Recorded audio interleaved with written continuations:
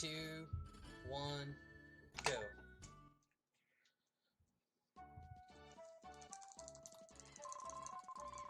Alright, Solar, if you want to give a little bit of an intro to the game, I'd appreciate it. Sure, go ahead and start mashing away. Welcome to Illusion of Gaia, everyone. I am Solar Cell 007 running commentary for Sye990's Illusion of Gaia run. Here we find Will, who is giving us a little bit of backstory a year after a horrible incident went on at the Tower of Babel. He was there on an expedition with his father. He finds himself back here a year later, and he's going to begin his quest to find the mystic statues and to find his father. So Illusion of Gaia is a run that is heavily based on execution with a little bit of RNG twisted in. We are in the starting town of Southcape right now, and Sye's just going through the motions of hitting all the story triggers to progress through. So we're meeting all our childhood friends in here. We're showing off our telekinetic powers by using the flute, which is Will's main weapon, to pull that statue to the left. And now we're going to show off our powers even more and choose which card is the ace. And because the game is not too harsh on you, any card you choose will be the ace. And so we're already out and moving on to your grandparents' house.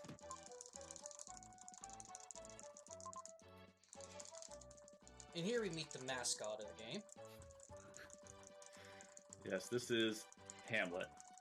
The adorable little piggy who is just the hero of everything. Pet of Princess Kara, which we're meeting for the first time right here.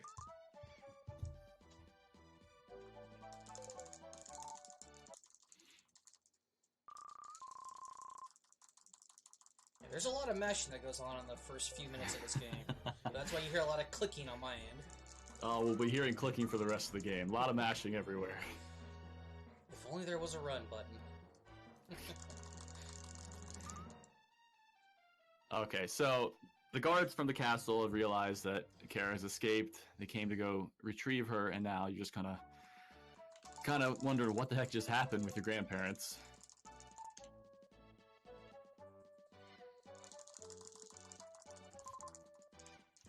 Alright, so you're going to wake up.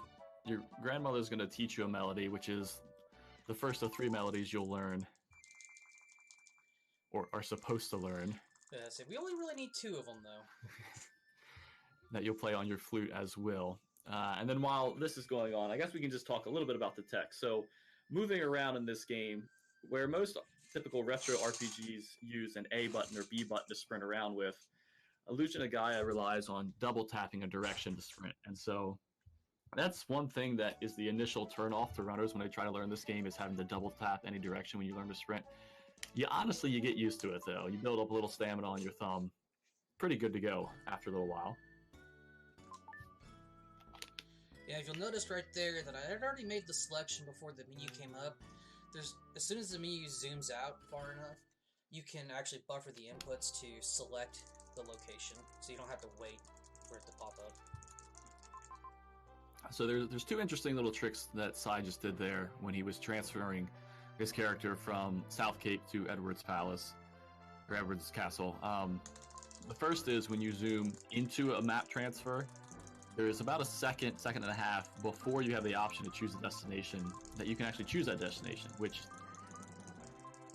if you can get that timing down, you'll save that time choosing the destination before it actually shows the runner when you can. The second trick is pressing start whenever the game's about to zoom out and then back in onto the destination. You'll skip that animation and save a little more time. So you'll see Sye do that every time he does a map transition.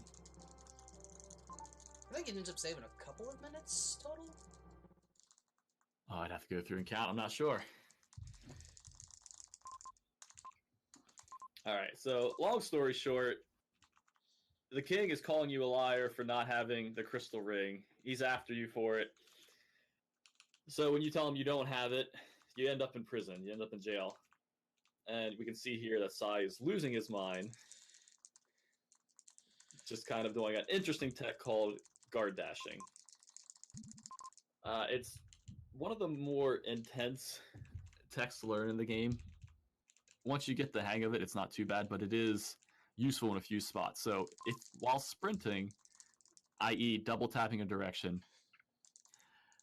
if you let go of that direction and then quickly re-choose that direction, you actually won't lose that sprint within a certain frame window. And if we throw, that gives us a little bit of a window to throw in a L or R. The L or R button is what we use to guard.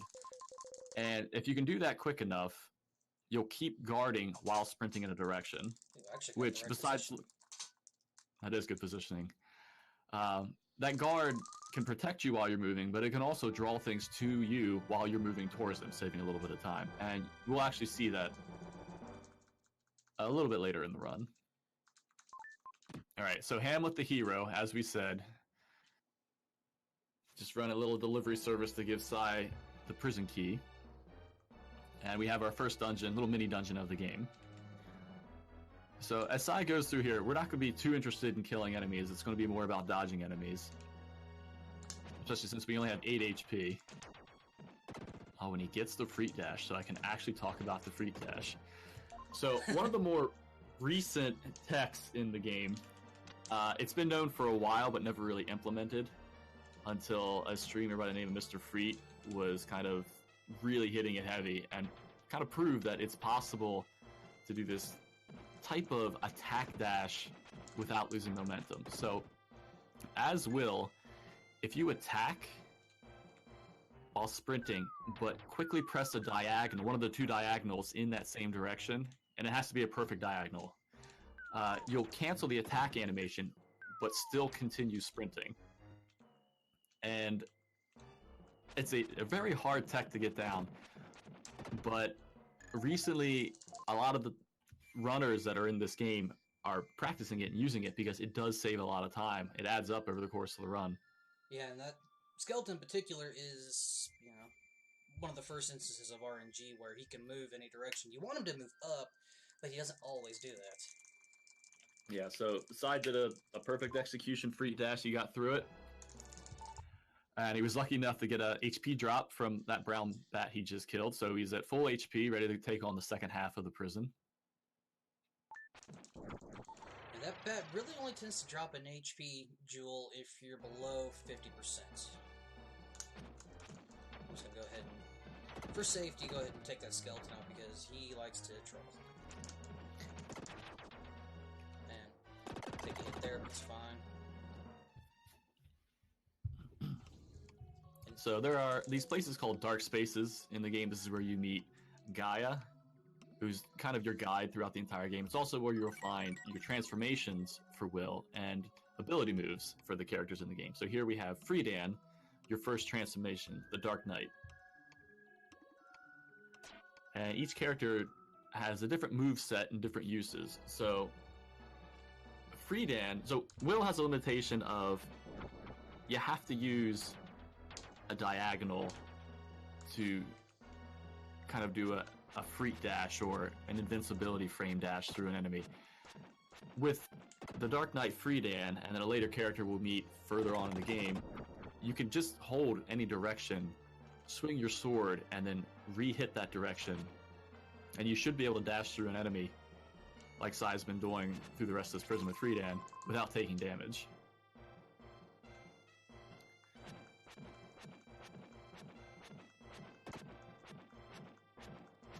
So we're about at the end of the prison. You're gonna see Sye pick up 5 red jewels. We're gonna keep it safe for the marathon. There's it's called the Krollex strat, i.e. the safety strat.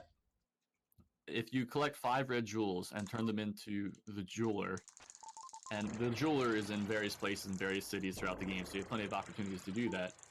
You're able to get an extra herb and 1 extra defense, which is very useful, especially in a marathon setting. There's a total of 50 red jewels in the game, and if you collect all 50 like you would do in the 100% run, you actually get an extra little dungeon plus a secret boss. But in the 80%, we skip all that, and if you want to use the Krollex strat, you'll end up collecting just 5 red jewels for those little the bonuses. So we busted out of prison. We've come to rescue Kara. And now the most important item in the game.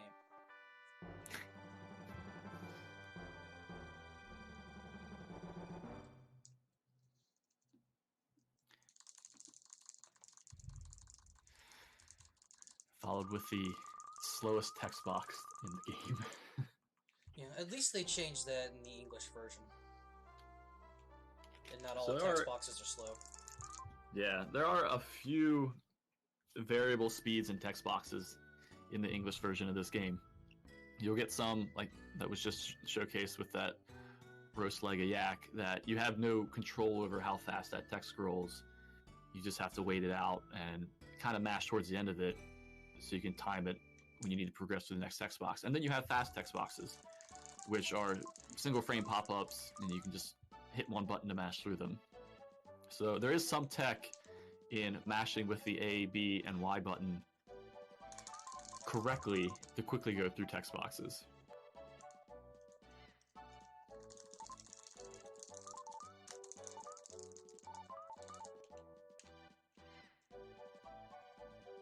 Alright, so we have Lily here also. We met Lily briefly in the underground prison.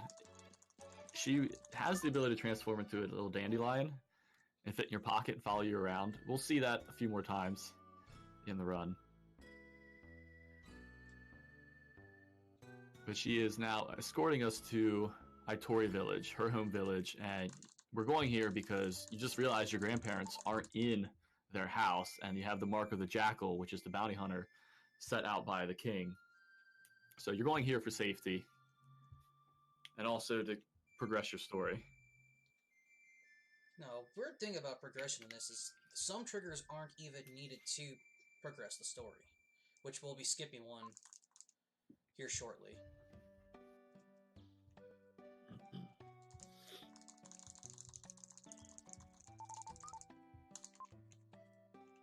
We'll go in here to make Lily and Kara move a little faster.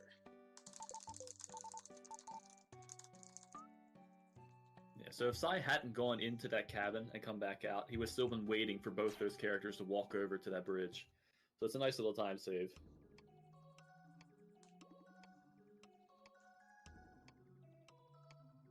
And here we'll get Will's first move, which coincidentally he can use before that sphere makes contact with him. And he does that to bounce off the northern border of that section to get him a little closer to the exit, save a few frames. Yeah, it drops us a half a tile, so you gotta save them frames. So this is Psycho Dash. You can use this to bust through barriers and bust through breakable statues.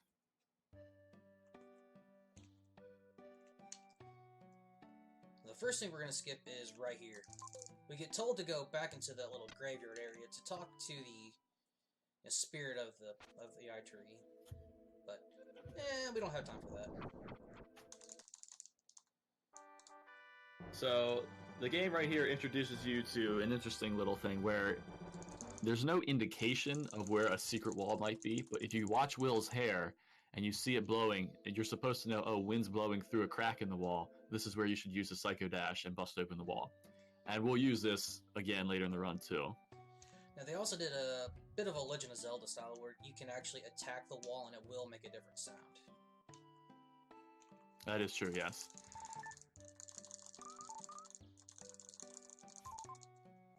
So we went into that little section to get an Incan statue, and we need 2 Incan statues to be able to beat the first dungeon. So we're going to make our way to Moon Tribe Camp and see if we can complete their challenge and get the second Mystic statue before we progress to the next dungeon.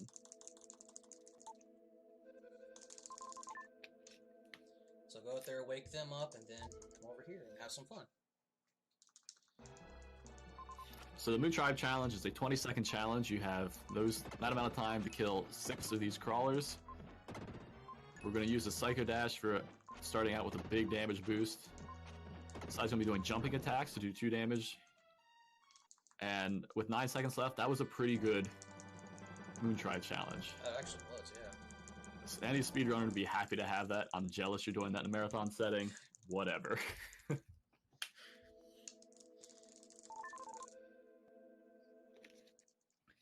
Alright, with both statues, we're on to the Incan ruins.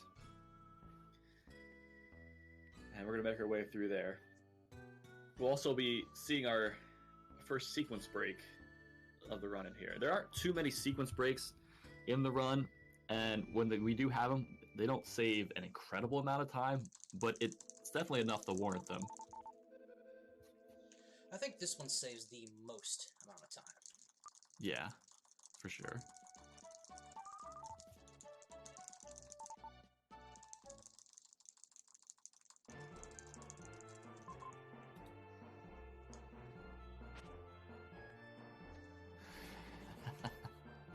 They're calling it clicking ASMR in the chat. Yeah, I saw that. Welcome to Gaia. Charge. Okay, so in that first room, Sye charged up a Psycho Dash and killed that four-way head statue on the left side. That's to protect himself when he goes back to that room and places the item he's about to get outside here. In certain cutscenes, the game locks you into place, but you still can take damage. And so we're just going to make sure he doesn't take damage here. Alright, so not too hard a puzzle. We get the diamond-shaped block. In the second room of the game, first room of the game, you have the diamond-shaped hole.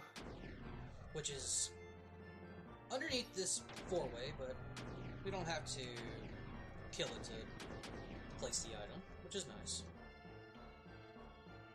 A little bit of bad RNG on where the enemy was standing on that bridge, but yeah. Sye handled that fine. Alright, so we're going to charge in here because we have a statue we have to break apart. It's in the way. And now we're here at the first sequence break. So the game expects you to go through another part of the dungeon, transform into Friedan, and come back and use Friedan's sword to hit this head to open the little ramp to progress on. However, Will's dashing attack, the edge of his flute is long enough to hit that statue. It opens that up, and you can progress without having to go get Friedan from a dark space and also learn the wind melody for later in the dungeon. There's also another trick that Sye did there called the ramp glitch. I'll talk about that when we get into another dungeon. Kind of passed it up. I want to be able to make sure we can see it when we talk about it. So right there, Sye made a little divergence from like the most optimal running strat. And the reason is we want to time save later on the run. He picked up an herb right there. And I'll talk about that herb whenever we get to a scene right after this dungeon. Yeah, I'm beginning to wonder if I want to save that or not. Oh, live a little. Oh, well, you heard it, folks. And here's the next sequence break, knowing which tile to stand on. Yeah, so there's 72 tiles here. You need to stand on a tile for 10 seconds before the door unlocks. You need the wind melody to illuminate which tile you want to use, but Sye, the master behind everything, has the ability to tell which tile he wants to stand on. So he chose that tile, and we're progressing through.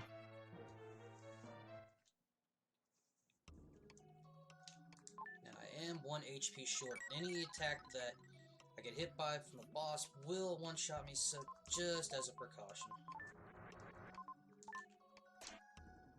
Alright, so we are coming up on the first boss, Castoff. It's kind of a two-part fight. Castoff has two hands and his head, and you can't damage his head. Actually, I'm not sure if you can damage his head or not. All the hands are there. But the first thing you want to do is destroy both his hands, and that'll unlock the ability to damage his head. Now, the head won't activate if the hands are out.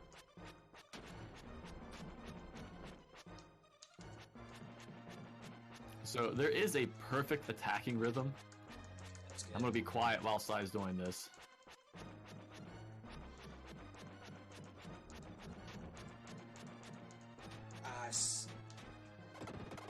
He had the RNG. Yeah, I had the RNG, but my thumb forgot what to do. Okay, so yeah, there is a perfect attacking rhythm to where you can one cycle Castoff here. There were two slight pauses, which was enough to leave him with the 4 HP, but it's extremely difficult to pull off the one cycle. And if you don't get it during a speed run, you don't reset over it. Not even the top times reset over that. So that's the first boss. We're gonna go ahead and hop down out of this dungeon onto the Ink and Gold ship.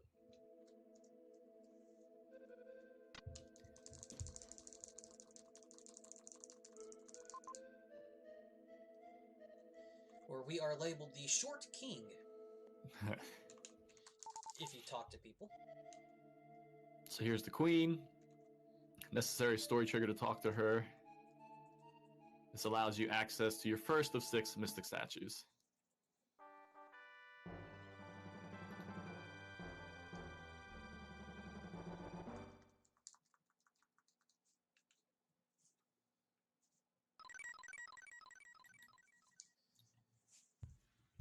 Alright, now in order to progress the story further, we have to go up into the crow's nest to talk to the lookout.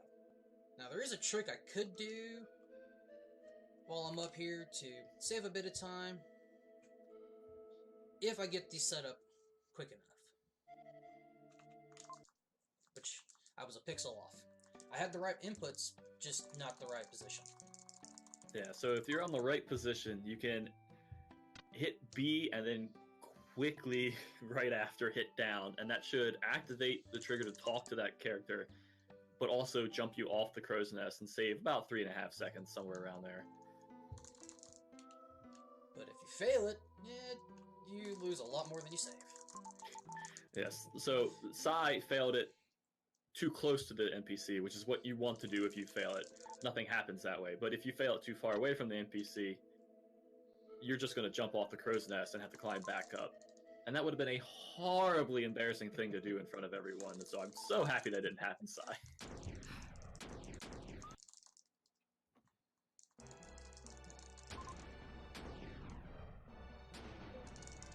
Alright, so Sye's blazing through this. Kind of hard to catch all the story, but right now, the ship's being attacked by a ginormous fish. Oh, hold on. It's a huge, enormous giant fish. Oh, forgive me.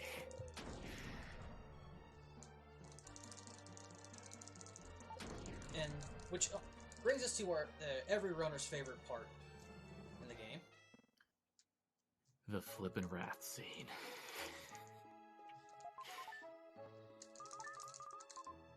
Alright, so the raft scene is just a bunch of triggers you have to meet in order to progress the story. So on that first instance, you had to talk to Kara twice, and then quickly eat the roast like a yak. On this one, you just have to hit a fish, talk to Kara, and then after a little bit of time, you get another text box and the story progresses. So there's a little bit of RNG in this. There's a few instances of when the fish actually appear on screen. So here, you just have to wait to hit one fish. A little bit later on, you're going to have to hit a few more fish, so you hope you get them quite quickly. Yeah, you hope for double and triples. Yes.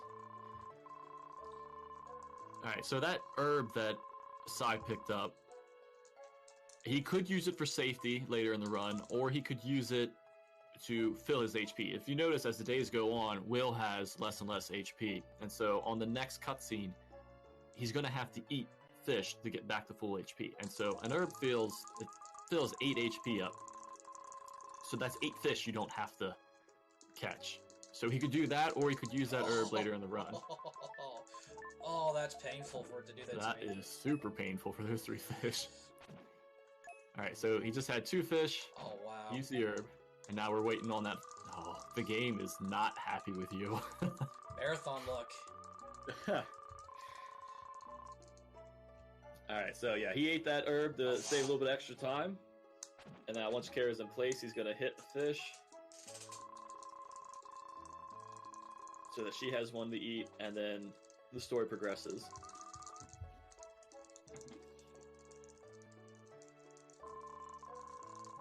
This is our little romance scene with Kara.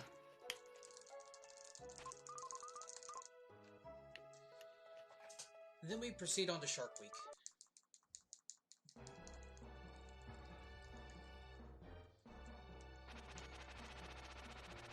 So yeah, just a few text boxes with Kara, a little bit of waiting, and then mashing through another text box. If you're quick enough with the text boxes, you can actually skip the shark fin going across the top of the screen. But I don't actually think it saves any time. And then I hit an extra Y input there. But that's also very, very difficult to do. Best part Even here, on... suddenly Will fell over unconscious. You know, such an incredible narrator, he can narrate himself passing out. I do not condone picking on the programming of this game. What are you talking about? The programming is solid.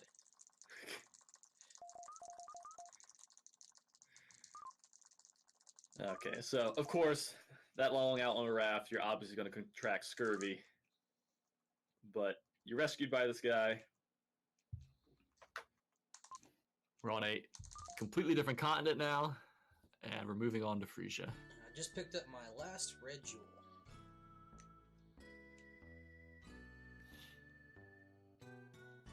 So yeah, we're going to Frisia. A little bit of story progression triggers to go through here, but we're also going to see the jeweler for the one and only time here.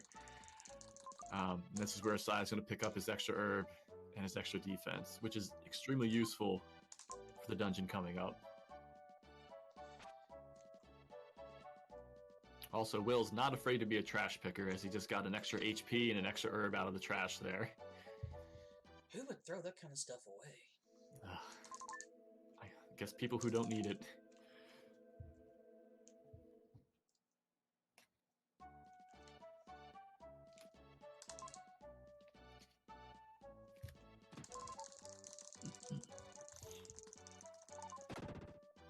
Alright, so there's a lot of dark edginess to this game story-wise. We've got a one of the towns that revolve around. Shout out to that and you boss can't see me, player, but I'm Fly air quoting Lady, labor hosting trading. RPG, RP motherfucking And so G, Eric was just RPG kidnapped the right there. You Don, just rescued RP him. Godfather. And he Enjoy points your out where stay. other, air quotes, Make labor sure to traders roll are deep while you hold it down in the diamond mines. Stay And so you're going to fresh. make your way Roll there deep. after we pick up the extra defense motherfucking and G. herb. Yeah, even with as colorful as this game looks, it has a dark side to it. It really does. And you have to do the 100% to fully immerse yourself in it.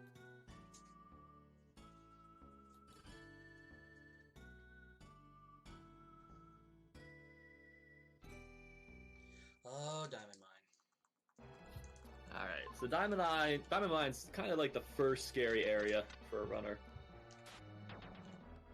But you also want to balance good execution enemy dodging with good damage taking so that you can get a quick death abuse transport back to the beginning of the dungeon when you need to.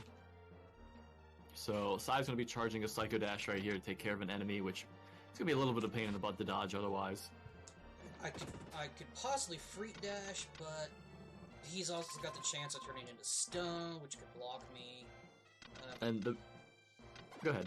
That was it. It's just safer to kill him, just get him out of your way. Yeah, for anyone running this game, you really never want to Freak Dash that Beholder, because almost every time, if he doesn't turn to stone, he'll just get knocked further down, and you'll end up running into him anyway. I love how we call him Beholder. Yeah, some of the names for these are kind of spot on. Shout out to Final Fantasy for the Beholder thing there. Just gonna pop Alright, so him out of the way. we're gonna see the ramp glitch again here. So on certain tiles, if you jump attack at the right time, you'll kind of get stuck on the bottom tile of a ramp. And that's useful because you actually get the jumping speed to go over other ramps, or running speed, depending on the obstacle, just from the bottom tile of the ramp. And so you don't have to run all the way around up some stairs and then down the ramp to do that. You can just do the jump attack and save a little bit of time. So Sye has plenty of HP right now, so he purposely took that hit on that worm to kind of shave off some HP, because he's going to be dying soon to warp back to the beginning of the dungeon. So we break through that little secret wall, and we get Friedan's first move, the Dark Friar. Yeah, if anything, I have a little too much HP, but it's fine. Because you never know just how the enemies are going to move on the way back down. It's a little easier to see him running up than it is to run when you're running back down.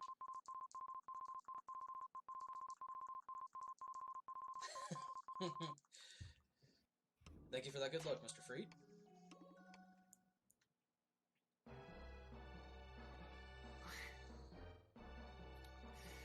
We'll hold you to that, Mr. Freet. You better never miss a Freet dash on that ever again.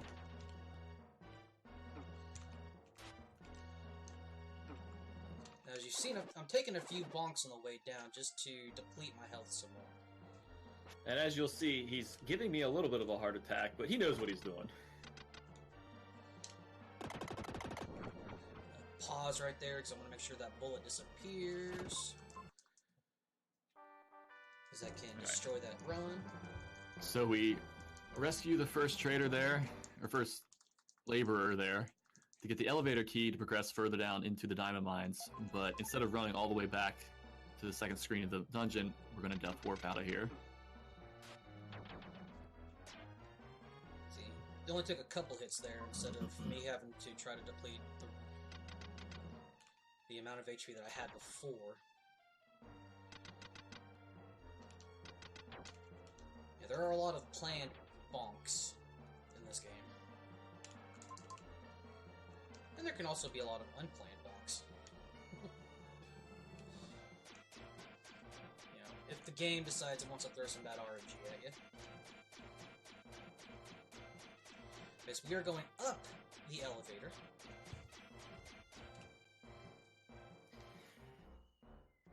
Always attacking the game.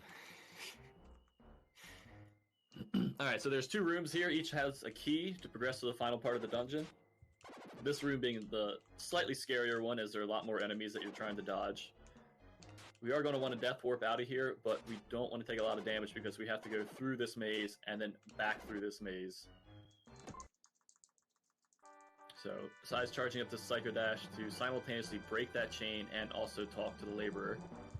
Yeah, if I don't do the input right there, I'll just break the chain. I won't talk to the laborer.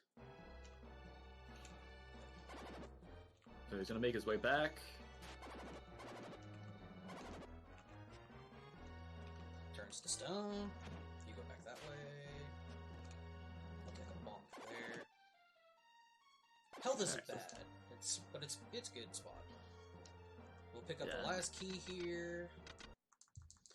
Funny thing is, we don't have to be exactly on top of the marker for it. We can be close, so that way that's the reason why I don't have to go down past the corpse, because I mean that's what it is. It's a corpse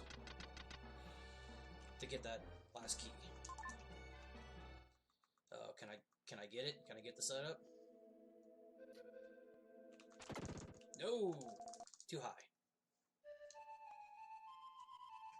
Alright, so we just rescued Sam, and Sam is teaching you the second melody of the game that Sye's learning right now.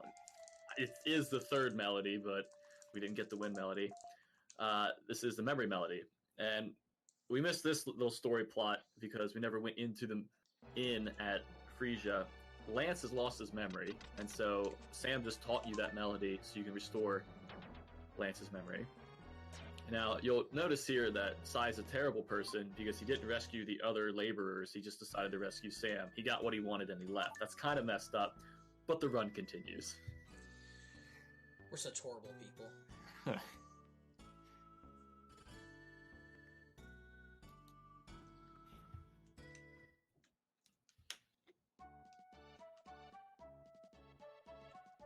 Yes, now we'll go into the hotel and join up with the rest of our friends. Okay, that should be some good inputs for that.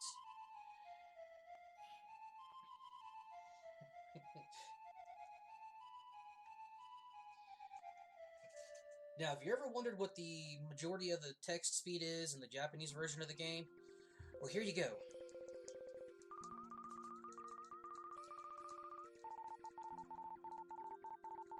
This is every text box. Or at least the majority of the text box. I'm not sure if the key items are the same speed as in the English or not. This is your favorite track, isn't it, Sye? Yes, it's called In the Earthen Womb. Odd name for a track, I know, but it's just such a peaceful melody.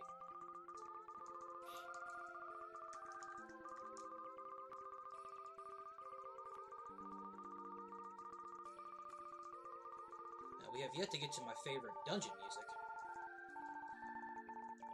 We'll get there closer to the end. Alright, now we played the melody, and Lance has regained his memory. and wonders where he's at.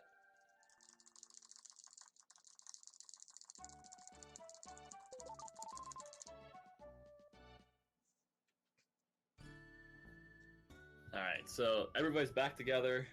They have some idea of where they want to go. They're going to go to Neil's cottage. And Neil is Will's cousin, so that's how they know he's up here. Another little bit of trigger in here. You need to interact with all 4 of Neil's inventions to kind of progress through the story. So you'll see runners beat themselves up if they kind of mess up. Like that. Going it quickly. You have to call yourself out, Sye. I ran into Neil. Got that lower pixel on him. Alright, so very quick destination here. We're already leaving again. We're going to go to the Nazca Plains. Coming up on the 2nd dungeon. I think this is one of the reasons why I like this game so much, is it has a couple of real-world areas. This being the first one we go to, we'll go to the second one, Angkor Wat, later. Which, that's my favorite dungeon and music. Alright, so in here you have to interact with certain characters at specific places. So he talks to Kara once she stops moving, then talks to Lily when Lily stops moving, and then Kara again further south. Then, without any kind of knowledge of what you're supposed to do, there's a moon tribe. Bad placement. I couldn't get the thread. Ah, you tried though. So yeah, pixel perfect, you can get between those 2 pairs of characters to talk to Neil, but it's kind of hard to... Yeah, it's kind of hard to get set up properly. Sye made the right call to dodge around to the left instead of losing time trying to fit in there. Now I have to wait for only one character to stop down here, and that's Neil. Can I get it? Ah, I was a frame off. Alright, so we're going to warp up into Sky Garden. Which is another good dungeon. It also has good music to it. Actually, the whole soundtrack is pretty good. So Sky Garden is broken into 4 rooms and a boss room, and a top side and underside to each of those rooms. That went a little worse than I thought it would. That's what happens when you miss a free dash, as we call it. Yeah, free dashes come as a risk-reward kind of thing. So now my health is kind of low right now, so I'm going to be taking this a little cautiously. I do not want to get hit by this guy because he does a little more damage than his above-ground counterpart. Yeah, the green snakes and the red robots do a little extra damage compared to the blue and purple counterparts. Alright, so we got the crystal ball, which we'll need 3 others in the other rooms, and now you're going to see Sye death warp out of here.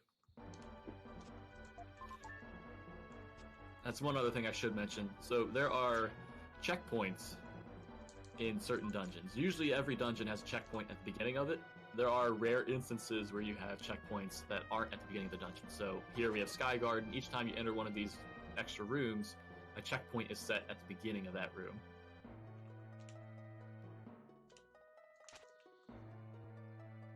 More ramp glitch for you. Now, at first we only thought that you could only do it on horizontal ramps. But another runner of the game, Lehol, while he was creating while he's still creating the task for it, found that you can do a frame-perfect input for the vertical ramps. But being frame-perfect, it'll lose you more time if you can't get it on the first try. I was wondering why you didn't go for it, Sye. I didn't have slider.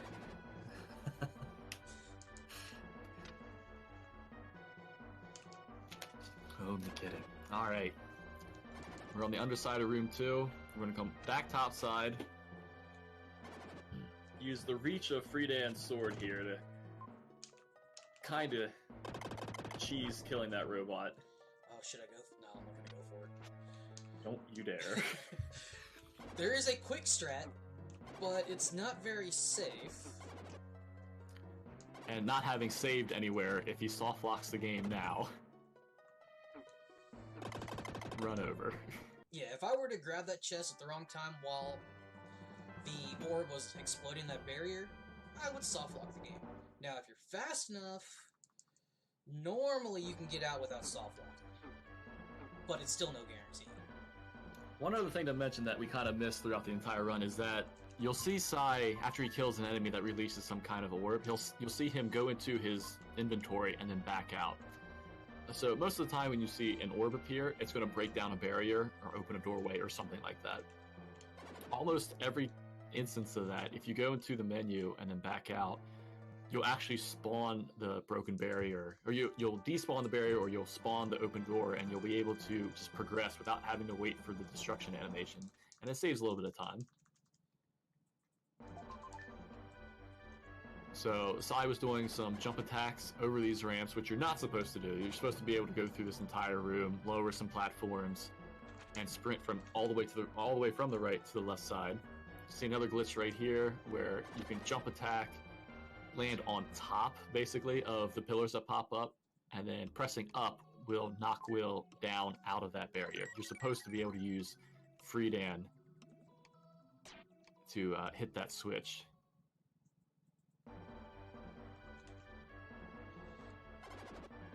This is the only room that we do not death warp out of because we need Freedan in the next room. Yeah, so Sye got the crystal ball, but then went out of his way to pick up Freedan, and he did that to save 2 to 3 seconds because the game expects you, or I'm assuming, is thinking you're going to be going to the end of this room to get Freedan. Now, I know some of the older routes did actually go into that dark space. Yeah, it's getting Freedan here is a semi-recent thing. I think that was found last year, I want to say. But since we have Freedan right now, we can go ahead and attack the sword, which allows us to move the statue and open up this barrier.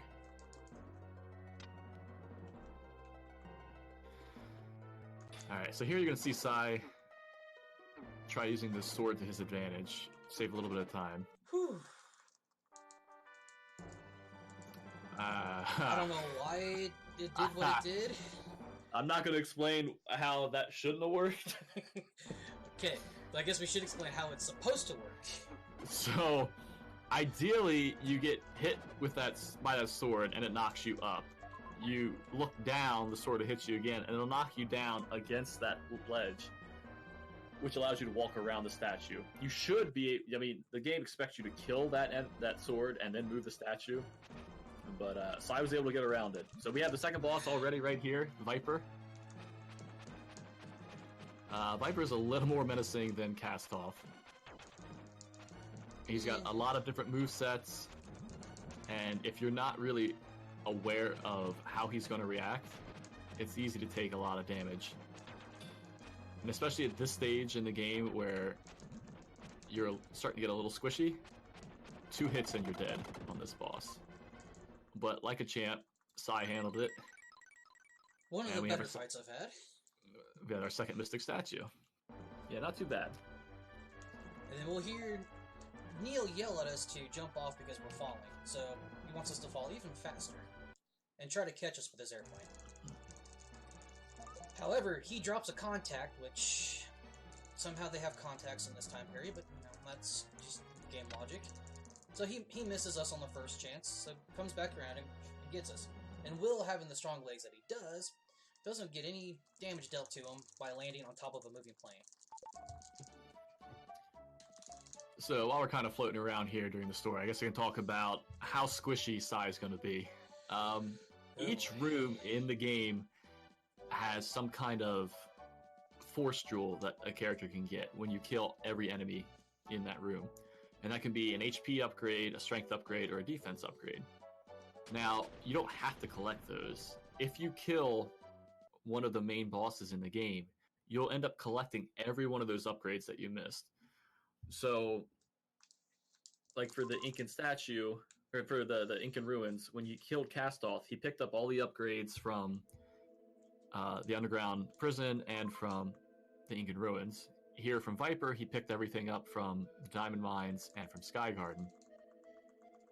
But the pacing of these upgrades is not perfect every time as far as what a speedrunner wants. No, not by any means. So he's in Seaside Palace right now. It's not really a dungeon. The next dungeon is new, and this is another dungeon where the extra defense upgrade he picked up from the jeweler definitely helps. One word: Wizrobes. So there's an enemy in this game called Flashers, but they're not called Flashers. Everyone knows them as Wizrobes. They just spawn out of nowhere and really have a tendency to spawn right on top of you. Yeah, if they want to spawn in your face, they will spawn in your face. And if the spawn doesn't get you, they have tracking attacks, which you have to watch out for. You can block them with your telekinetic flute twirling, but they're very dangerous. Plus, the other enemies in the dungeon are also equally dangerous. Now we're going to purify this palace with the purification stone we just picked up from inside one of the vampire coffins. So yeah, there's a lot of vampire lore in this dungeon, and we'll finish off the next dungeon with some vampires. Did you know everybody loves vampires?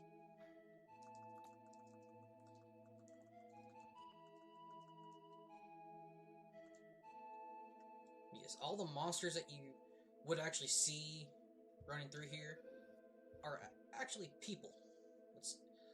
Oh, I knew she was going to try for it. So every speedrunner's nightmare is NPC RNG. So while you're running back through here, you're trying to have perfect execution and dodging everything, but there are NPCs that like to move, and if they move and block you, you're just going to become irate.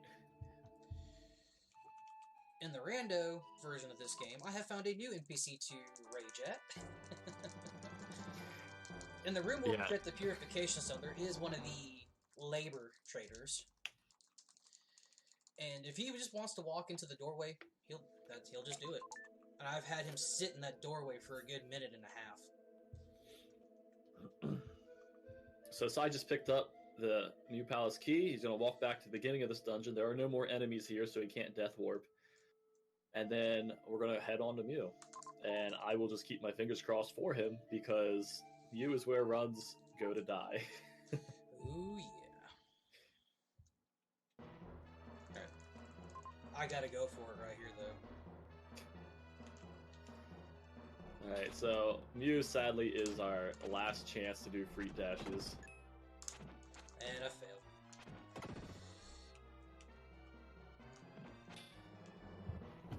Horizontal are a little easier to do than the vertical. Oh, he the jump back on him. He wasn't gonna let me have that.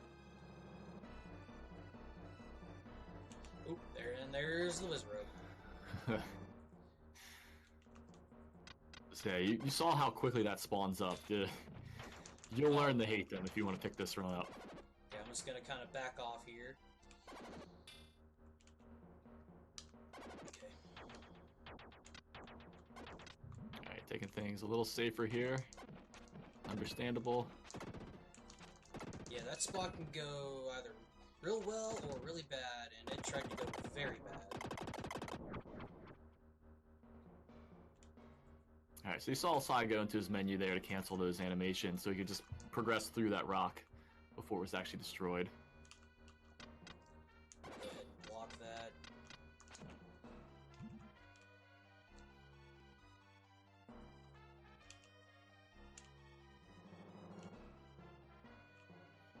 Alright, so a little more puzzle aspect in this dungeon. You're supposed to, right there, you'll see a statue, two statues facing, and where they intersect, there's a treasure chest. And that's supposed to teach you, in this room, there's two statues, where their vision intersects, there's a treasure right there. And this is where Sye picks up the first of two statues of hope. And we're going to use these statues to lower the water level in Mew and be able to progress further through the dungeon. And right there, Lily kind of gives you a hint as to the whole item between in the gaze of the statues.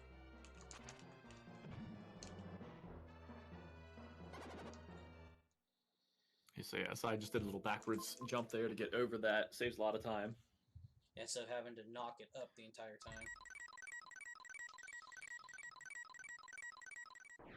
Now, the only friendly Wizrobes.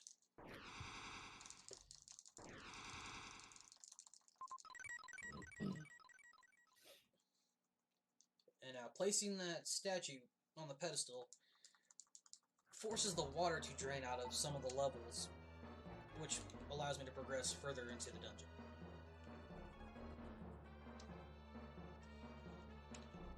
Hopefully they are more cooperative on the way back.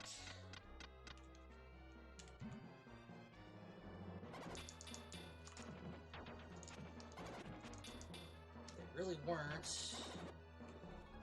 So, but made it work. Be taking this a bit slower. Yeah, the further you get into this dungeon, the more punishing a death would be, so being a little protective of your HP here is definitely understandable.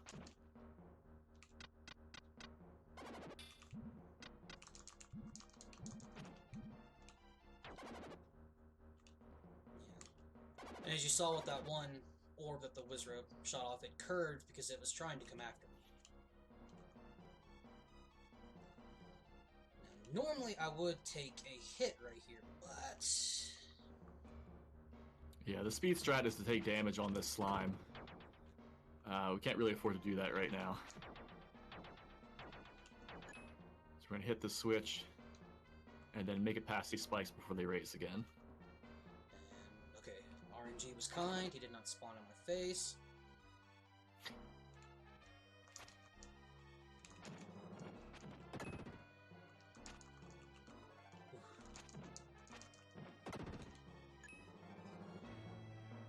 Typically those fire snakes will hone in on your position, but if you're far enough away, they'll just go random. And here we'll pick up Will's second ability, the Psycho Slider. And I will again use a Psycho Dash to push me back.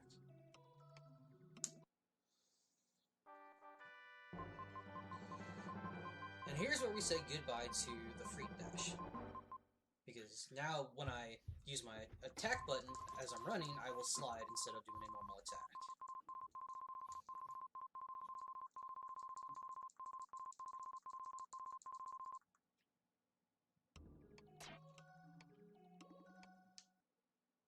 Alright, so with 5 HP, we have one section left to go through before we death warp back.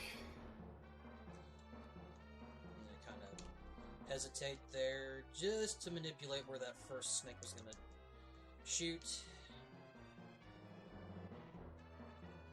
Let's hope the wizard up here is kind again. Almost wasn't.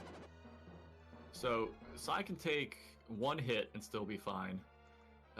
Depending on what he gets hit by, I don't think he can take 2 hits though. Ooh, perfect bounce. So you see a guard dash right there. Save a little bit of time bringing that bouncer to him while going towards it to come in range of it. Yeah, you kind of have to stutter your left input, or you'll bounce too far away, and you'll have to run back at it. I'm gonna go ahead and just slide.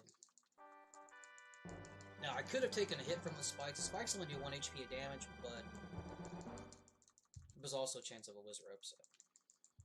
Yeah. So yeah, we got our second Statue of Hope. We're gonna death warp, and I had a chickened out so hard and healed. I can't believe you didn't heal. I'm so glad you made it.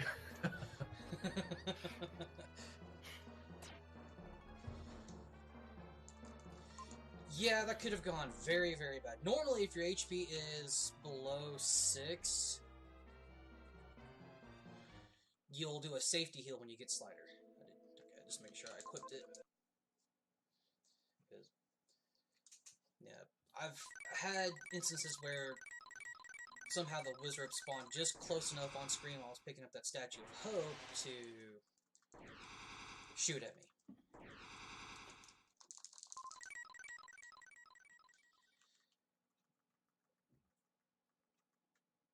Alright, place the final statue. Now it's time to grab our Rama statues. Yeah, so like the Incan Ruins, we need 2 statues here to get into the boss arena.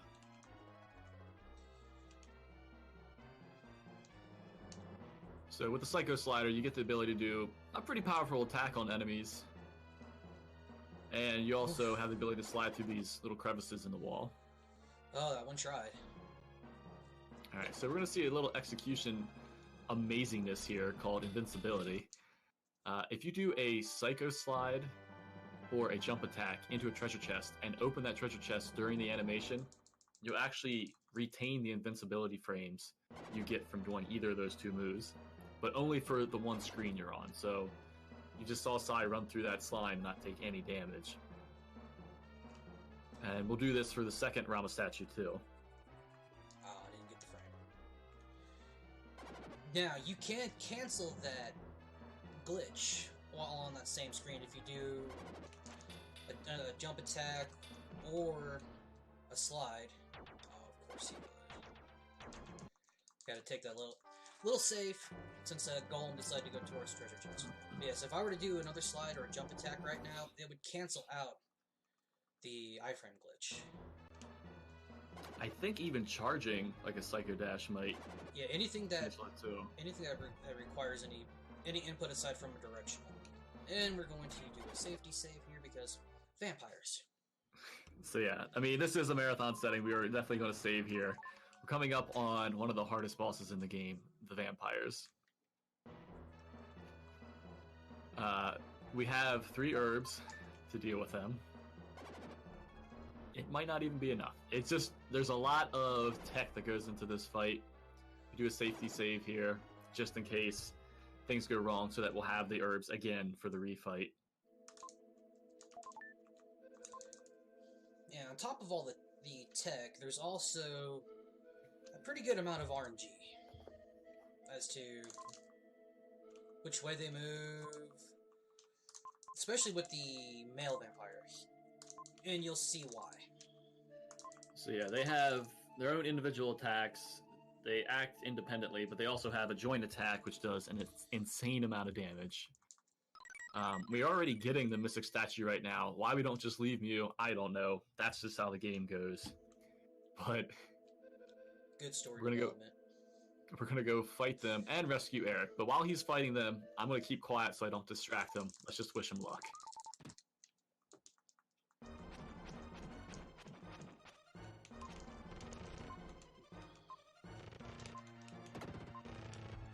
Come on.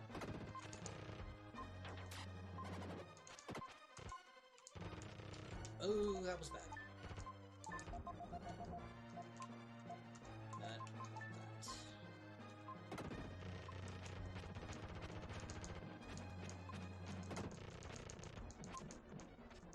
Oh, he did not need to spawn right there. I'm gonna go ahead and use that second one.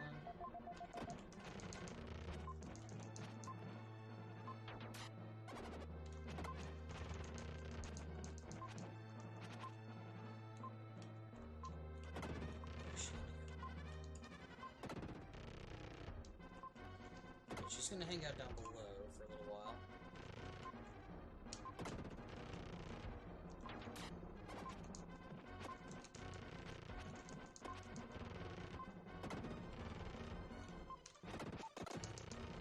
Alright, we got rid of the female vampire. We usually try to go after her first because, as you see, her movements are all just straight lines. You can kind of figure out where she's gonna go. The male vampire, on the other hand, can just go any way he wants. Also, the male vampire's barrier does not do near the damage that the female's does. Let's go ahead and do that. Just didn't need to, but... Alright, and there's the dead vampires. So RNG-wise, pretty bad. The female vampire was hanging out on the bottom of the screen for a while. But dead vampires are dead vampires. Yeah, see, the problem is that it doesn't matter where they are on screen, they can attack no matter what. So they will shoot their multi-directional fire attack at you. And if I could just blindly run down and run right into it. And that would be a bad death.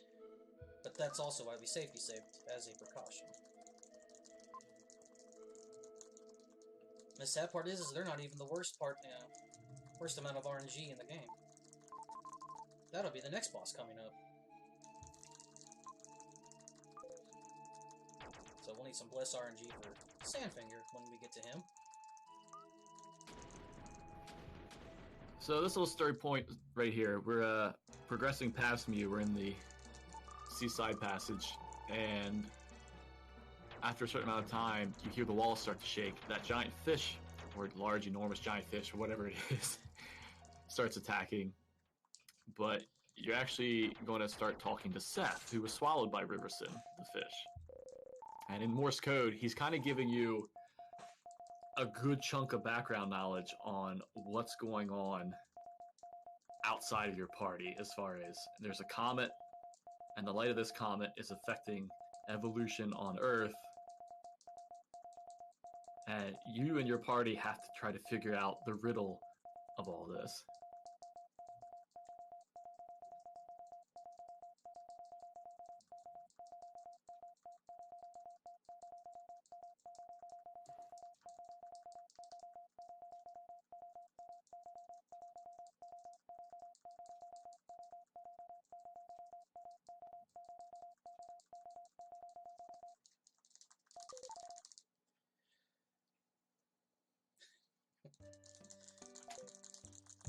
But before we continue, we make a stop here in Angel Village. While the majority of your friends go into the guest room, Kara, being the rebel that she is, decides to go explore, so we have to chase after her.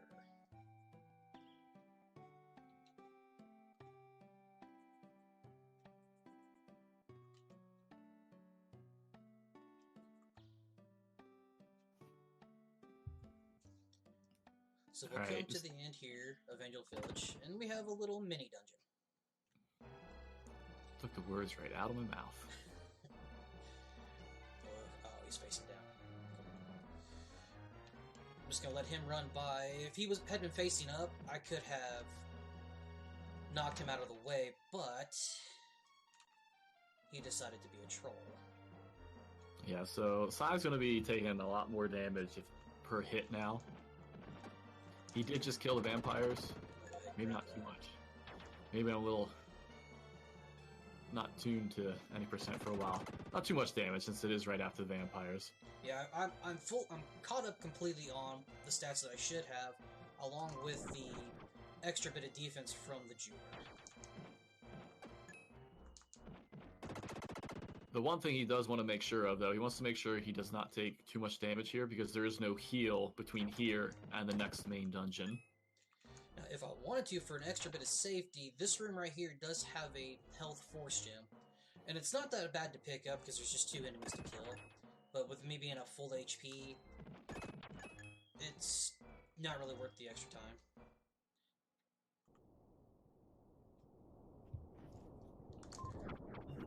Alright, so everyone in chat, you're going to have to be quick with your eyes. We got a little bit of a puzzle here. You're going to see 4 pairs of rooms. The first room you're supposed to study. The second room you're supposed to see what's different about it. And so see if you can pick it out before Sye answers the questions. Gotta look quick, though.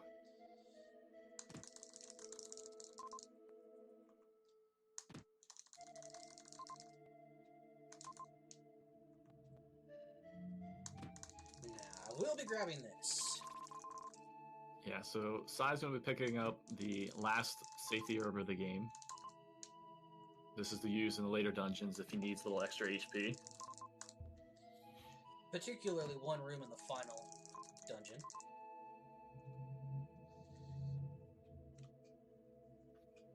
Yeah. The answers to these rooms are always the same. They are never random. So as soon as you know you've got to memorize as to which ones are which, you can just walk in and walk back out. But now we have the magic dust. The magic dust is to sprinkle on this painting of Kara.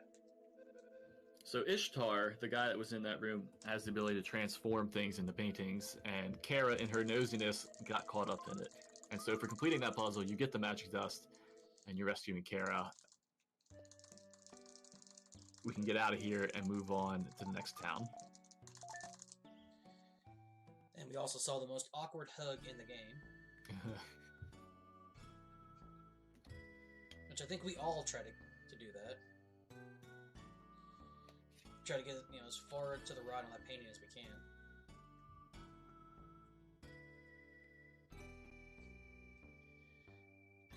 And now we will arrive at Watermia.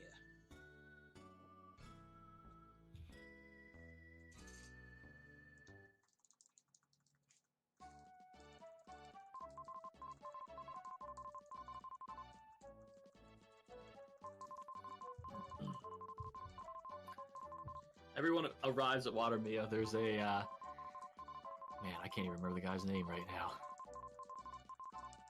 It'll say it up on the screen, but he's nice enough to let everyone stay. Oh, it's Luke. Luke's nice enough to offer everyone to stay at his house, so the group's gonna stay here for a while Will goes on his little journey, killing baddies, getting mystic statues. And we also noticed that Lance has disappeared, so we're gonna check this hut over here, and we find a couple extra text boxes there, but it's fine. But we find Lance's father, who has I don't know what you could say, completely lost his memory, but He's just lost his mind. yeah. So Lance's father and your father were both at the Tower of Babel during that same expedition. Yeah, and we meet Lance's father here, but he's completely lost it. Now there is a chance to come back here after you leave Watermia, and you can talk to Lance's father again, and he has started to, regain some of his mind. But we'll see how that's accomplished here after this next dungeon. So here we have a true romance story. Lance falling in love with Lily, giving her flowers. I mean, it is Lily's birthday after all. And Lily, being the sweetheart she is, she threw him on the ground. And just booked it. But we'll find out why at the end of the next dungeon.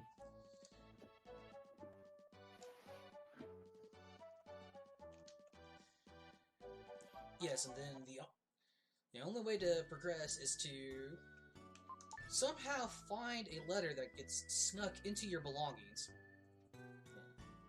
No way of knowing unless you just randomly check your inventory. Because I've never found anything in the game that says, hey, check your inventory. And here we have the Great Wall.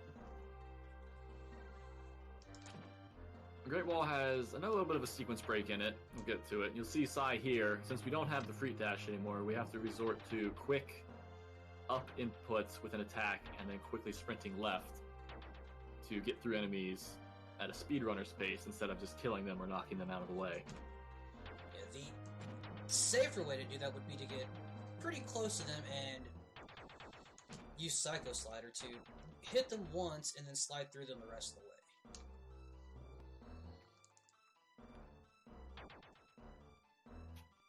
And here we will see Will's legs of adamantium again, as he falls down a great distance.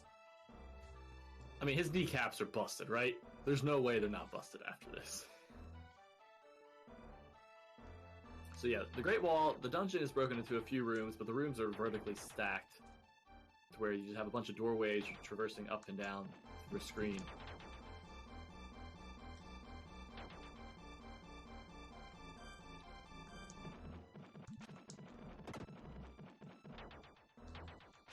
I love that bounce damage right there. It's always fun to watch.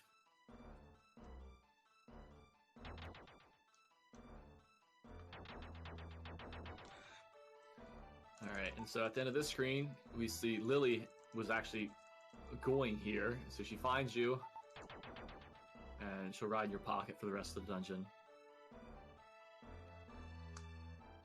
And this sequence break right here. So after the second ramp you jump over, If you hold B, you'll actually Psycho Slide, which the game does not intend to happen. And it allows you to get here without Freedan.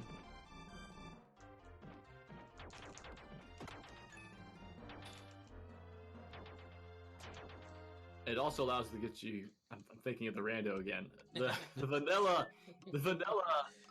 game expects you to get Will's third and final move, Spin Dash, to which you get Freedan here to go kill an enemy. It's a very long, drawn-out process, but by doing that sequence break, we can just go ahead and get Freedan right now, and to get a transformation into Will once we get his Spin Dash move, and it saves quite a bit of time.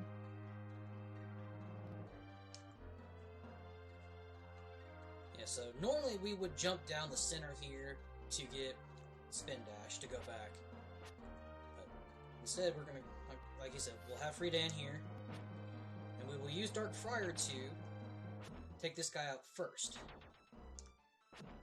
And since we aren't very strong, it takes a few hits.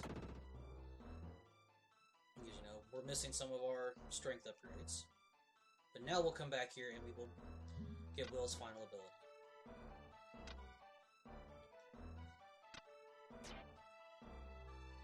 Now, Freedan also has 3 abilities of his own, but the only one we need is Dark Friar.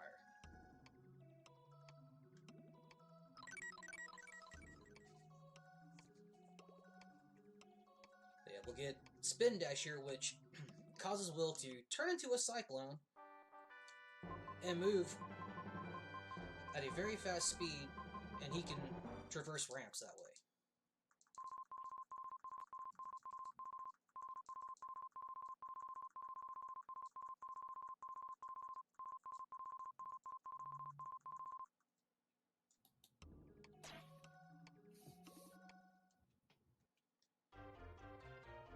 Now with Will's ability, we will continue on through the dungeon. Yeah, so Spin Dash, it's about equally as powerful as Psycho Slider, but it damages quicker. And its ramp ability is what we mainly needed for to progress through the dungeon. We're coming up on a boss fight that is a forced fight with Will, and it relies a lot on RNG. There's 3 main cycles. You're going to see an up and down cycle, a left to right or right to left cycle, or what we call an egg cycle, where he spawns eggs. At most, Sye can only do 2 hits worth of damage on the first 2 cycles, but on an egg cycle, you can get up to 8, I believe. And so get your guesses in. How many eggs am I going to get? Alright, so there's the vertical cycle. I'm going to talk a little bit during this because it's not too scary yet. The fight can really compound on itself if he does a lot of egg cycles and Sye doesn't take care of the enemies that spawn from him. Now I'm more concerned with the runners. Oh, that was a missed hit. Okay, I disagree with that one.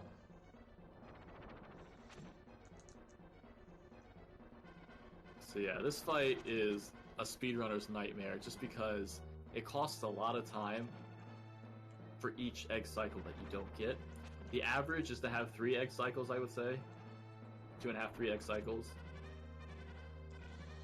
Yeah, 3 is about the average. You know, if anything more than that, and it's just awesome RNG at that point. Besides getting pretty unlucky with RNG, I think the slowest cycle is the vertical up and down cycle. But we've yet to see any egg cycles, so, you know, marathon luck.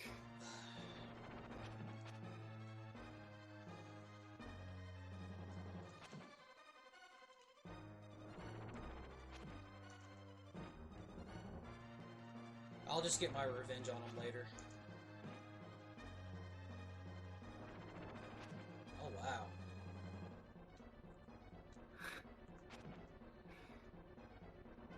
Man, oh man. The heck kind of fight is this?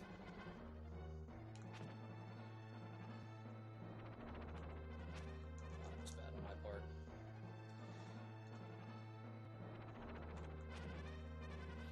Oh, he actually spawned real close to me that time. Ooh, I know I moved up a little too much there. I finally Nice. There's the next cycle. Well, And we had a guest in chat that said 1 or 2, so...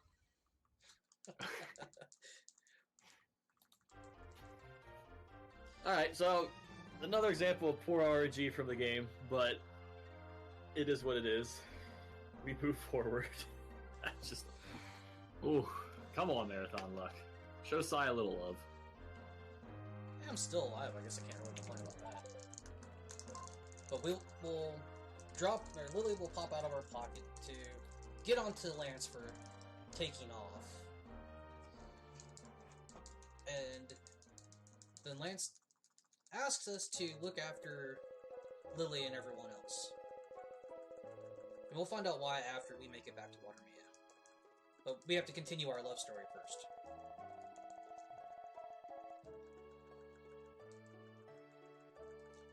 So the necklace that Lance gives Lily, there's actually a couple of areas where there are stones on the ground, which we did not pick up. They are place markers to tell you where to go in the dungeon.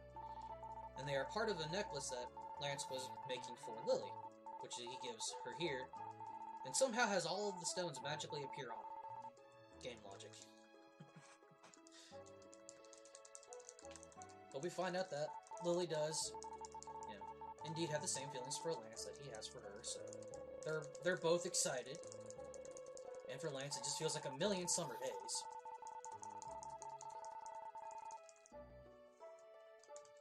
Teenage romance. Alright, back to this main story. So, aside from dark things like, air quotes, labor trading, we also find ourselves in a little bit of predicament with Russian roulette. See, we need to cross the desert, but we need Crux, which are this game's version of a camel. But in order to do that, we have to make our way over to this raft that's all by its little lonesome over here. And what better way to earn some crux than to take them from a man after he dies?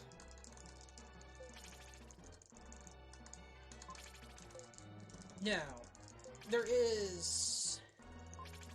They tried to lighten it slightly. You get an item called the Will from the man's wife. She reads it, and basically it says that the man is dying. He has an illness that's going to eventually take his life. So he's doing all of this to make as much money as he can for his wife and his unborn child. And if somebody were to ever beat him, they would acquire his prized crux. So,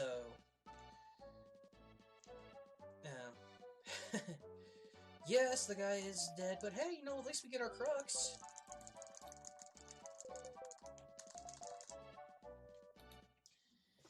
And pay attention to all the sprites as they're riding the crux. It's kind of amusing.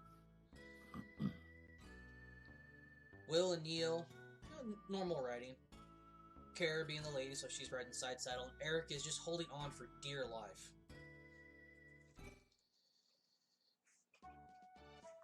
But now we have made it to the city of Europe. The hometown of Neil.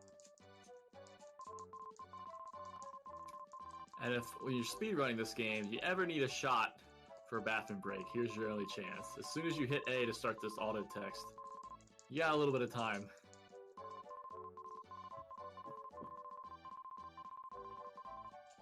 So yeah, this is Euro. This is a very wealthy city. And the Rollin company, which is owned by Neil's parents, is at the center of the screen right now. So we're going to get a little bit of backstory on Neil at this spot in the game.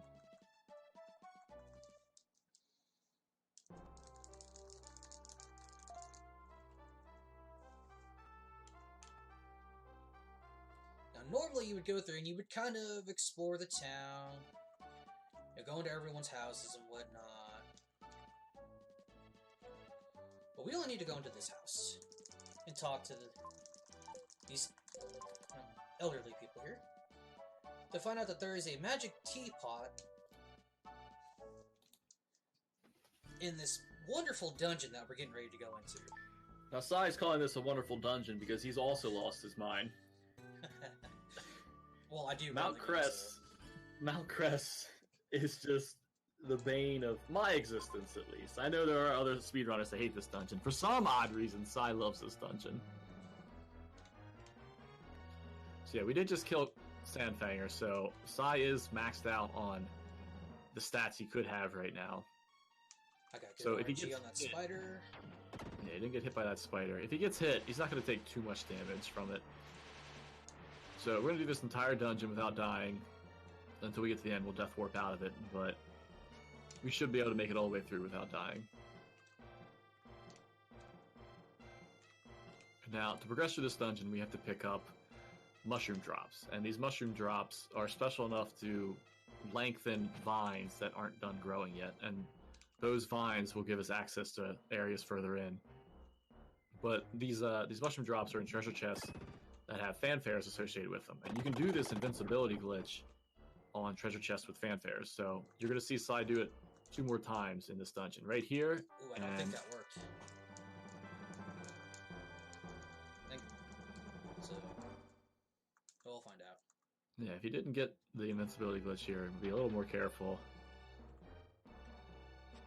No, and that's fine. Just taking that hit from the skulker, as they are Yeah. called. He killed that yellow skull to open up the shortcut out of here, so taking 1 hit here is fine, just because you do want to take a little bit of damage as you progress through. Just because you take so little damage, you don't want to slow death warp at the end of the dungeon. Take some hits here. The problem with this dungeon is, like Solar said, I am fully caught up on all of my defense, so a lot of the enemies don't do a whole lot of damage. The spiders and these blue skulls do one damage, so the things that do the most damage are the fairies. If you try to well, avoid shots. those. Yeah, so these fairies are the ones you're seeing right here. We'll have another shot for the invincibility glitch. We're also going to hope that we don't get hit with lag for too hard here. Come on, hopefully they're only running around in pairs. Yeah, if you get 3 or 4 on the screen at the same time, the game's going to really start to slow down and lag. Okay. Not bad. They were spaced out enough that the Yeah, lag there's wasn't just horrible. one little hitch right there. Not bad.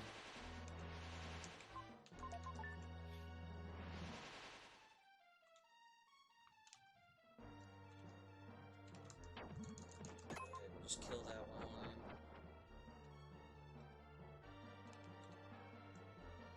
So now there is one more. That was actually really good. There's one more set of mushroom drops to get. And we do not do the iframe glitch on it. Because as soon as we acquire it, we have to run down a ramp. And the ramp gives us iframes, so it cancels it out. So there's no point in even trying it. Because I mean, I would have it here, and as soon as I ran down to the left, I would lose it. So this is the 3rd and final mushroom drops, and we'll be making our way towards the end of the dungeon. Do a spin dash right there. Just, a little bit of extra time save. Gotta go as fast as we can. Oh, wow. They actually cooperated. What is this spider luck? I don't know, but I'll probably never see it again. You wasted it all on this run. Yeah, those spiders can just come at you, and they have no remorse. Because they're spiders.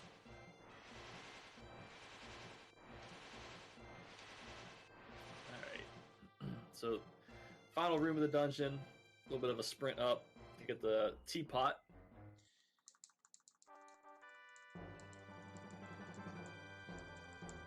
I think the old way, we used to spin dash up here, but it was found to be just faster to run.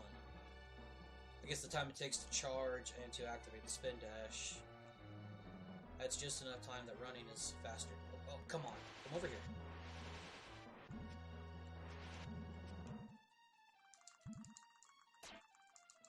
Alright, and that's Mount Crest.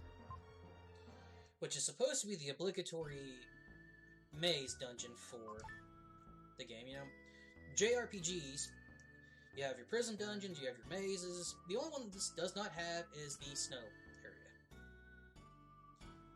If it had that, it'd be complete. But I guess because it's an action RPG, they figured they didn't have to do that.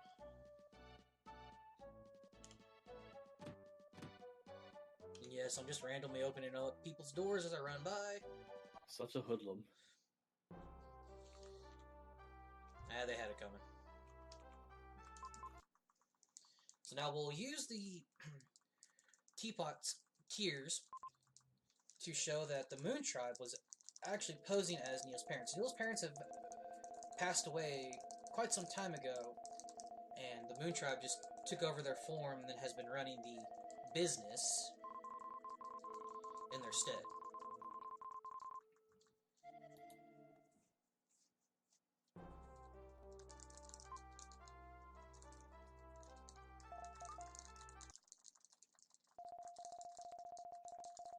And now someone has come asking about Kara, about being an old friend. We don't know who that is, but then we find out it's Hamlet. Hamlet has somehow made his way all the way from South Cape to us in Euro. We're not quite sure how he manages to do it, but, you know, being the powerful little piggy that he is, he made it work. So now we'll talk to Kara, and we will continue on our journey to a small natives village to the west of Euro.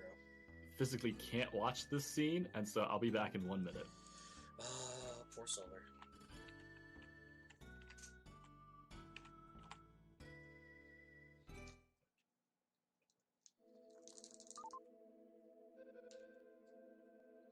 So we'll go in here to speed up Lillian, or Kara and Eric to move faster.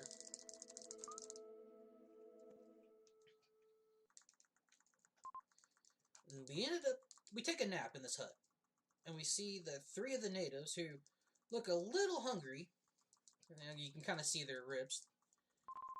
They enter the hut, you know, because they want to wake us up. You know, the food's about ready, so they don't want us to miss dinner, right? Well, come to find out, we're the main course. So Hamlet comes over here, and he's gonna wish Kara goodbye and say that, you know, he enjoyed their time together, and he's sorry that she has to be food. But then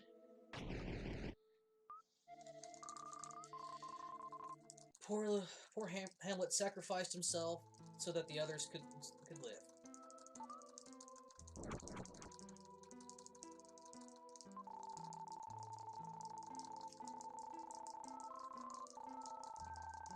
The thing is that the spirit of Will's mother was actually residing inside Hamlet, which is rather disturbing when you think about it. So we'll talk to that top child there to get our next location, which is Angkor Wat, my favorite dungeon. So Solar, if you want to come back, you are more than welcome. Oh, I'm here. Now we are in Angkor Wat, which has the worst enemy in the entire game. There's a lot of hatred for the enemies in this dungeon. We'll see the worst one coming up, but things start to hit a little harder in here. Yeah, those golems that you saw falling down hit harder than any other enemy in the game, even in the final dungeon. Let that go. They actually hit just as hard as the enemies in Jeweler's Mansion. Which is the secret final dungeon if you collect all 50 red jewels. And somebody in chat saying the fly, yes. You will see... They're evil incarnate, that's all you have to say. Yes. The simplest of terms, that's the best way to describe it.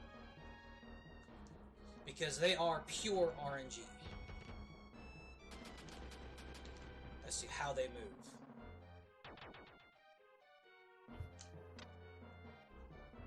Okay, so in Mount Crest, Sye skipped over Friedan's second move, which is Aura Barrier. It shouldn't even be called a move. It's useless, it's worthless, never get it. Even in casual playthroughs, it doesn't deserve the programming. This dungeon has Friedan's third and final move, Earthquaker, but we actually aren't going to pick it up, even though the game expects you to use it to progress through the dungeon. Okay, so far they are cooperating, which is scaring me.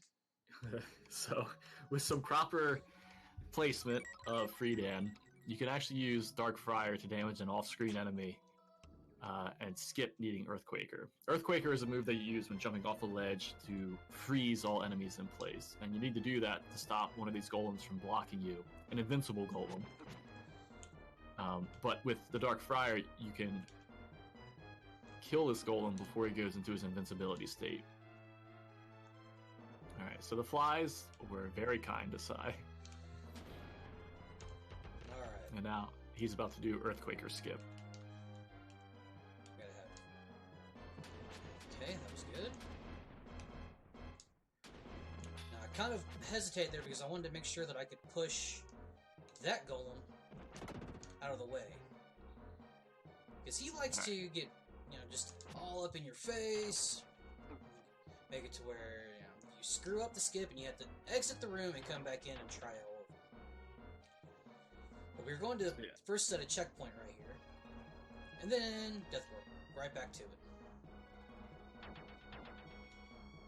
Yeah, that was good execution on Earthquaker skip. You need 3 hits to kill that golem with your Dark Friar. And like Sye said, you want to knock that golem out to the right after the second hit. Otherwise, you run the risk of running into him on the third hit. And that golem, I think it might be like 5 damage. No, maybe. It might be 5 on the current strat setup of damage he does to you. Which, depending on how your luck was in the garden with the flies and the other enemies, you might not have that kind of HP to give away. Yeah, the flies can really destroy a run. And I guess we should talk about this bright light here. So the game expects you to go outside on the right side and pick up the sunglasses. And those sunglasses will block this bright white light so you can see where you're actually going. But as a speedrunner, you can start to memorize where those the pathways are, where the holes are, so you can dodge them. So we're coming up on the end of the dungeon.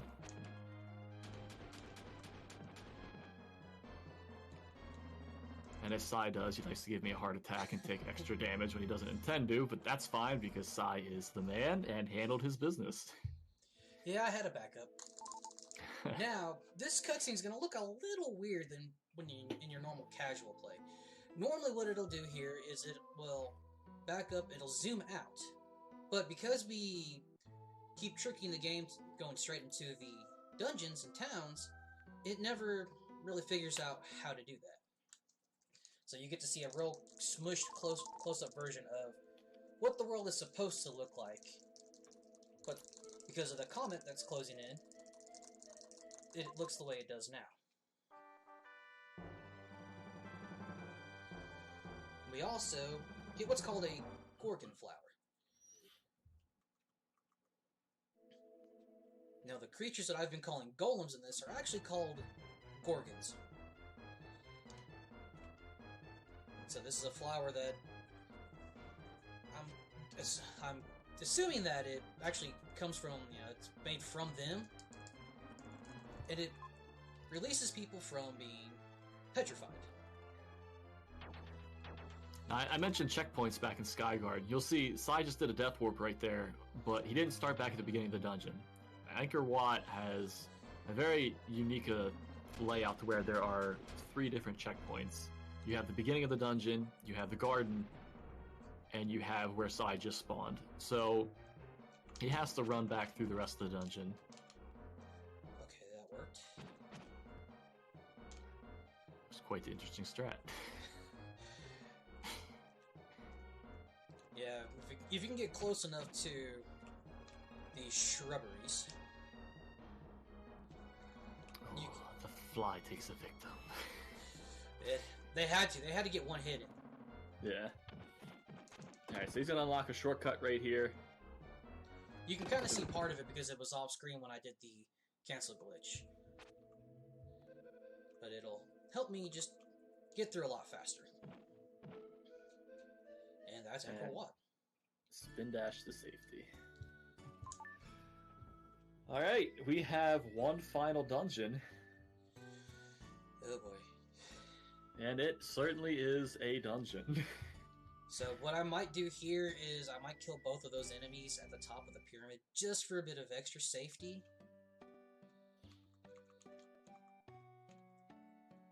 Yeah, there's a defense jewel if you kill the 2 laser orbs at the top of the pyramid.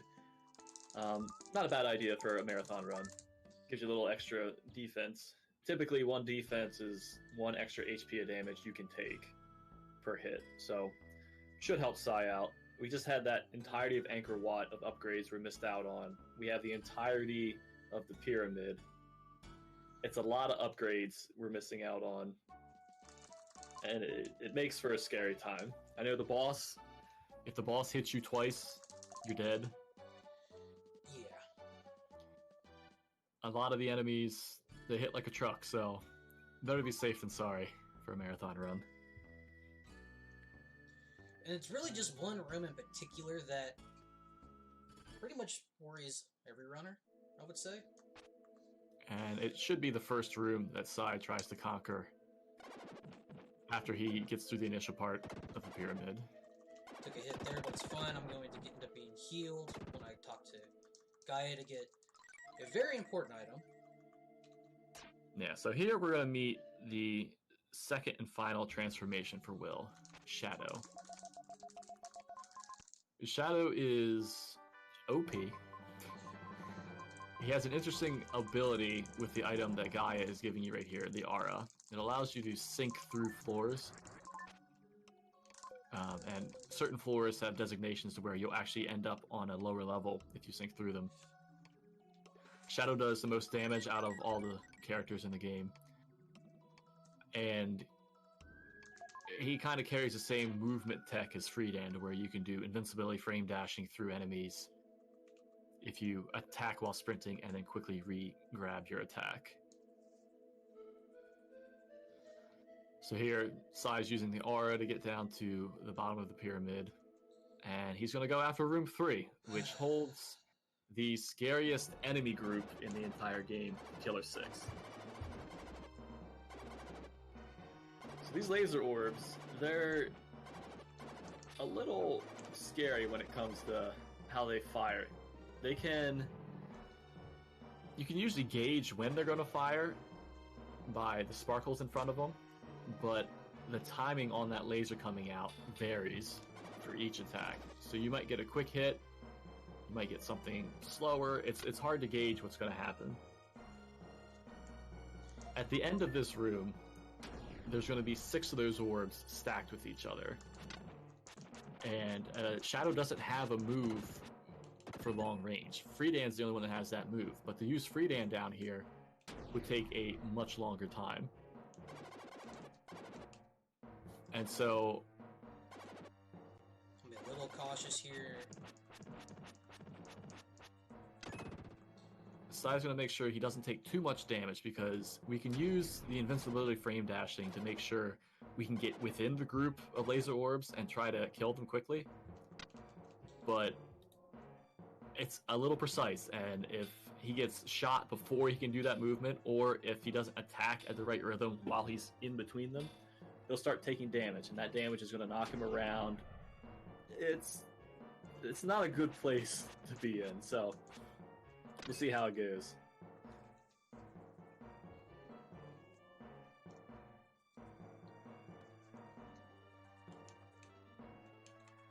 Seems like he can take about 3 hits without dying, so... Yeah, that's what I was thinking. If he does die, he'll just warp back to the beginning of this room.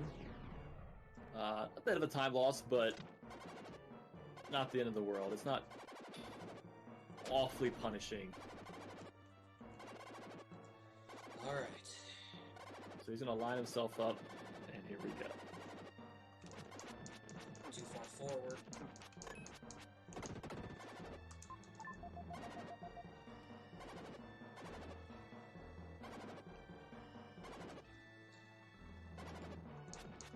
So now what happened was I had slid too far into them. Luckily I had the HP that I did, otherwise that would have gone very bad. But I made sure that I took out the majority of them, and I left the one up here, because that's the one that I was too far forward for. Which is another reason why I grabbed that herb back in Angel Village, was just for that one spot in particular. We managed to make it work. Yeah, the only thing that herb gets a player, if they don't use it on Killer 6, is the ability to take one extra hit from Mummy Queen. But the Mummy Queen, when you know her patterns and know what's going on, shouldn't be too awful. Using that on the Killer 6 is a good move. It's probably more of a time loss to die on the Killer 6 than it is on the Mummy Queen, depending on how far into the Mummy Queen fight you're at. Yeah, if you're still on the first half of the fight,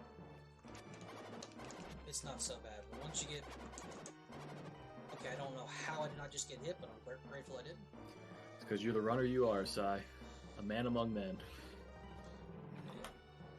Mummy Queen is... I wouldn't say scripted, but she has set patterns that are easy to see.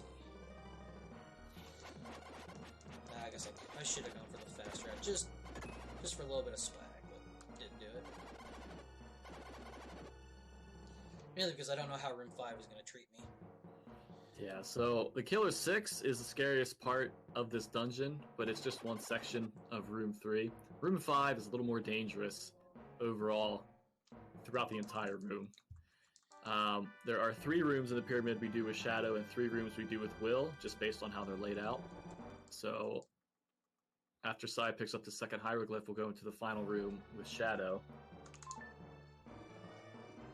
Then the reason Room 5 is scary is the bird soldiers.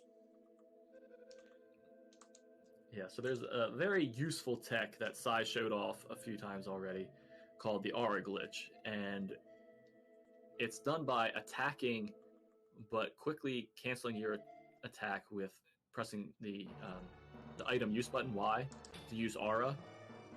If you do that, you'll carry damage from your hitbox with whatever you touch.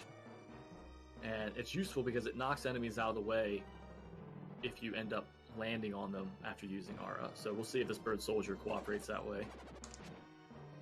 He didn't, but Sye got away with it anyway. I'm using up all my luck here. Oh, he might be a little far to the right. Close though. Thank So you can for line following. up right here with You the are Aura, now pixel officially perfect, and you'll be able to pull it up and go into that doorway without having to Rollin spawn back deep, from my the floor. son, with the RP But motherfucking it usually G. costs more time to set it up than it's worth doing. Alright, so there was a good use of the Aura Glitch for the bird soldier. Sye just showing off Aura Glitch right now. Gotta show off the neat tech. Yeah, that's what was happening. Alright, one more iframe dash. See, now, in order to sink through a floor, there has to be at least 2 blocks, 2 of the, where you can actually see bricks underneath. I was too far to the left, which, yeah. So Shadow went, nah, I can't do it. Alright, we have 3 hieroglyphs of the 6. Time of death, warp back to the beginning of this room, and we'll go do the other 3 with Will. And we'll start off with room 6.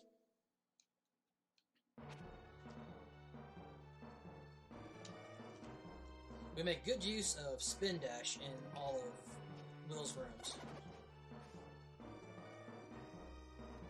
Just so that we can move faster. So yeah, what you just saw Sye do, you can actually walk through those mummies into the staircase if you're lined up properly. But if you're not lined up, you'll take damage, but it doesn't matter if you take too much damage because you want to death warp after you get the hieroglyph here. So he did it there without taking damage. He was lined up properly. So it's kind of a win-win. If you don't have a spin dash far enough to knock the enemy out of the way and just go right into the staircase.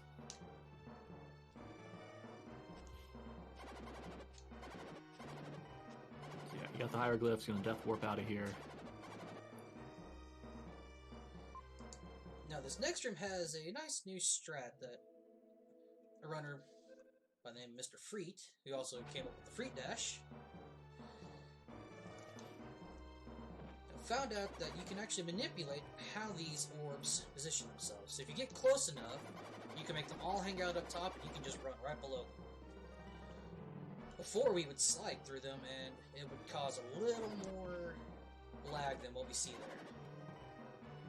Yeah, so that was good execution on Sye's part. Really handled that well. This room 4 is actually broken into 2 sections. We've got running through all these enemies right here, and then a crushing ceiling section, which I know for me at least was kind of rough figuring out when to do these spin dashes for protection. I'm not even sure what just happened there. I've never seen that before. Chalk that up the marathon RNG. No, the tops of stairs can sometimes hang you up. That was almost That's a rare sight to see, though, for sure. Yeah, I was probably holding up just enough on my D-pad to... Yeah, that's probably what was going on. Alright, so that's 5 hieroglyphs. He's gonna death warp, and we'll take on room number 1 of the pyramid. Now, there's also an item that I have skipped getting, which is your father's journal. And father's journal kind of explains a little bit more on the story, and it also gives you the hieroglyph order.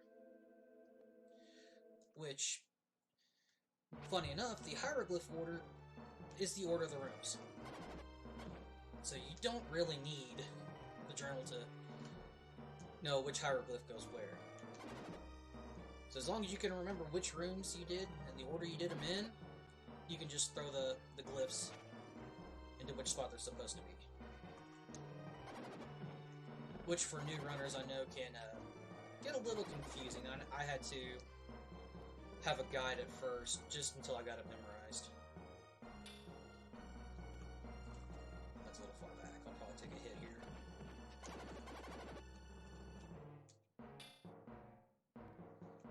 I'm gonna switch over to Lola's Melody here because, you know, sometimes you just gotta play a little song.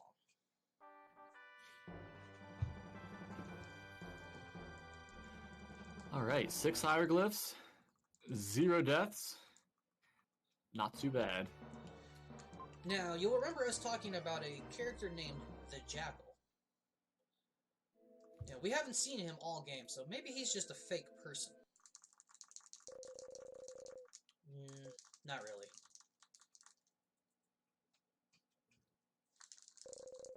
This is the Jackal. This is the hunter/assassin that was hired by Kara's mom, the Queen, to gain the power that Will has, and to also bring Kara back to the castle. But this room has a bit of a trap to it, and if it hears any loud noise, the trap activates, and you'll see what happens. Man, oh man, this is a gruesome game. Like I said, with as colorful as it is, it has a dark, really dark undertone.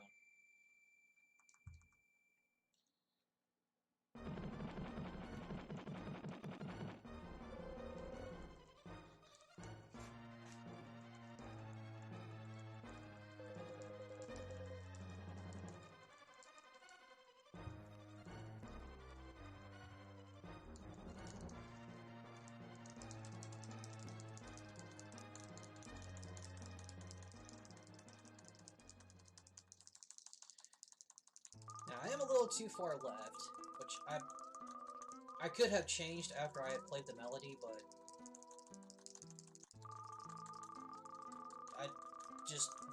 I'll let Will where he was. You know, you gotta keep him safe from the fire. It's also kind of funny to put him in the path of the fire.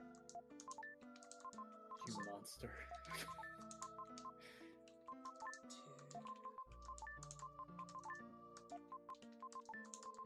So yes, now we're putting the hieroglyphs in.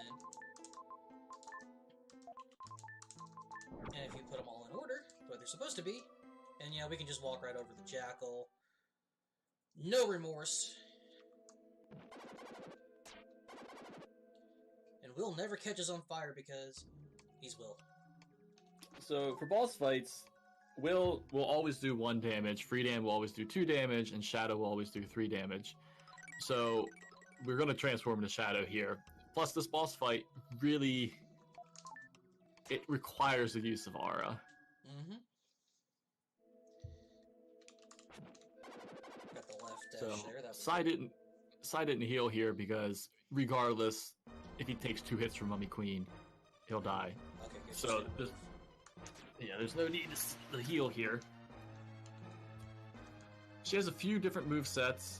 She can move around. She can cause bricks to rain from the sky. She'll shoot orbs of death at you. Basically, the strat is to go back left to right each time you hit her. Oh boy. I lost my dash input. So that just made this even more scary. Scary? No. Interesting? Yes. So I'm gonna let Sye focus, and good luck on the fight.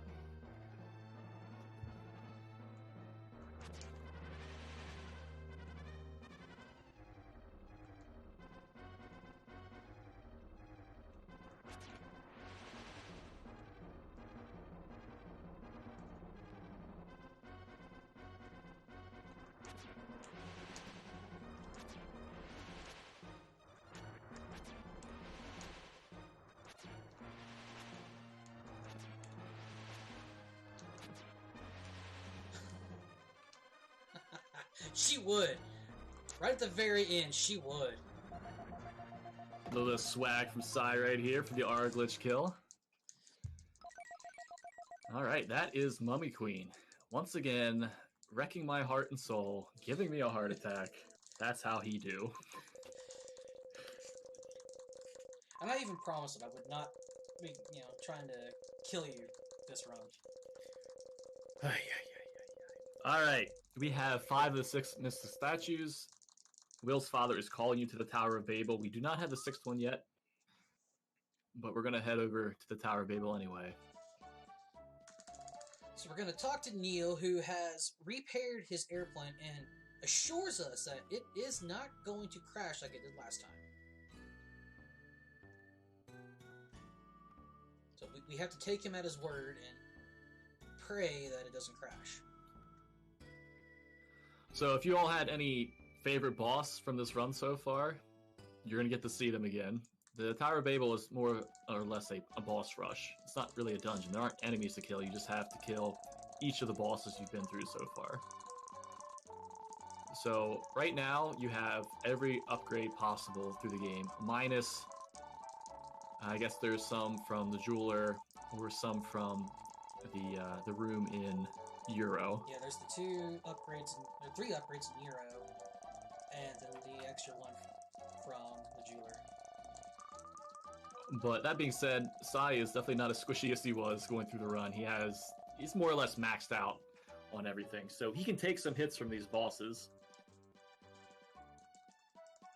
But we'll see what kind of RNG he gets. He's going to have to fight the vampires again. Vampires are a little scarier. They now have detection boxes on their sprites, so the previous vampires you could walk through and not take damage. These ones you can't touch, otherwise you would take damage. Yeah, if I want to get right there on them to do an aura glitch, I will have to iframe dash into them first and then immediately do the aura glitch. Yeah, we have Sandfanger 2.0, which is hopefully going to give him better luck than the original did. Cast Off shoots twice as many attacks off. It's a little bit harder fights, but nothing that a beefed up Shadow can't handle. So we just acquired the crystal ring that King Edward was wanting from us. Turns out it was inside the flute, or part of the flute, to begin with. So technically, Will was lying when he told the king he didn't have it, but there was no way to really know that at the time. Well, I mean, it's faster to tell him that you don't have it. Okay, now I'm going to switch back to the aura before I forget.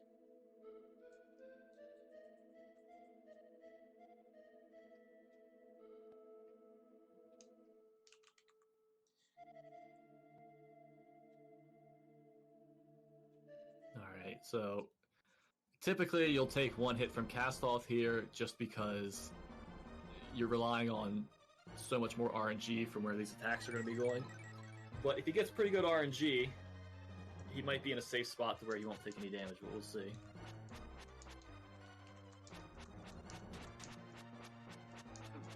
So I'm gonna get hit no matter what here. Yeah, he's in a... With him doing double horizontal attacks and in opposite directions. We've got a Rollin deep raid. Shout out to that old school gangster, But not that's doing fine. any of that bullshit, take you some ass damage to fucking these fights. posting garbage, keeping it real. Yeah, Worst case going scenario, there's always old healing school on at the dark street. spaces if we need it. Rolling deep with the raid for the Rolling Deep marathon. As you can tell, Cast-Off doesn't do a whole lot of damage now. Because, we're not squishy anymore.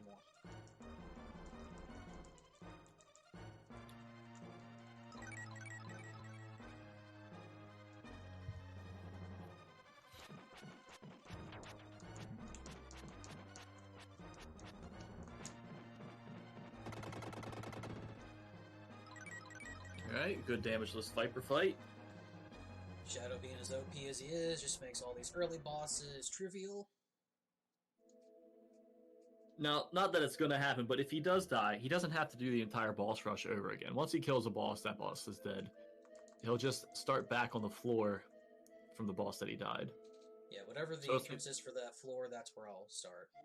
Yeah, it's not super punishing to die on some of these bosses.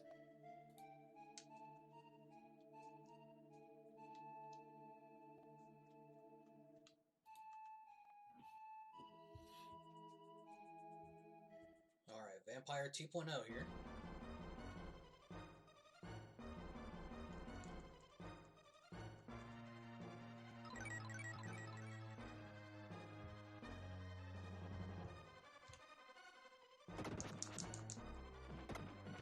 Ooh, okay.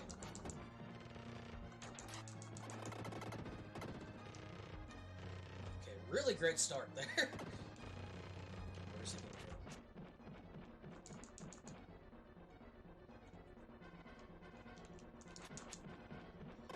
Really good vampire fight. Yeah, that was pretty good. Really good RNG, really great execution. Yeah, I was not expecting the female vampire to drop straight down the way she did. Showing off for Hulk in chat, I see. Well, of course, gotta show off for Hulk. Now, the refight we've all been waiting for. Sandfanger, the giver of only one egg.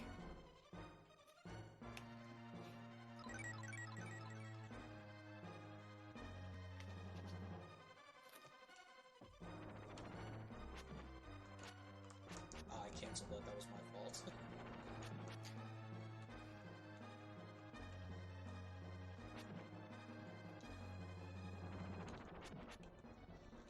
Looks like he's still gonna troll. Living up to his name as Trollfinger.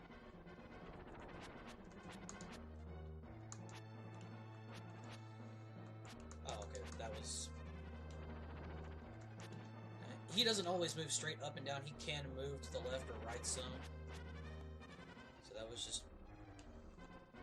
bad position on my part. Man, oh man, Sye. This marathon RNG.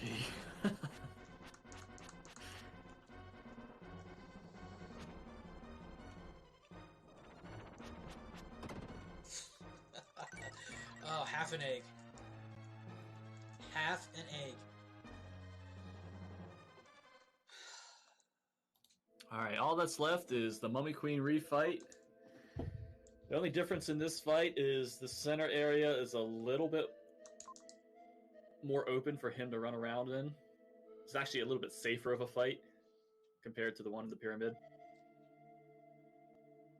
But she gave him really good RNG as far as the second cycle. Hopefully she does the same thing here on this refight. One can only hope. And yes, that was the second egg phase that was guessed about earlier. Okay, she's gonna move down again. That's nice. We'll let her move a little further down. Ooh, I even got a bit of a right movement there. That was nice.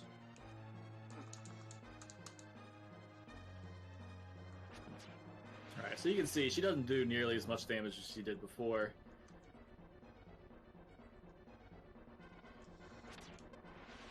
So we're going to use the same technique of running to one side and using aura to protect yourself. Yeah, if we didn't have aura for this fight, it would be a little scarier.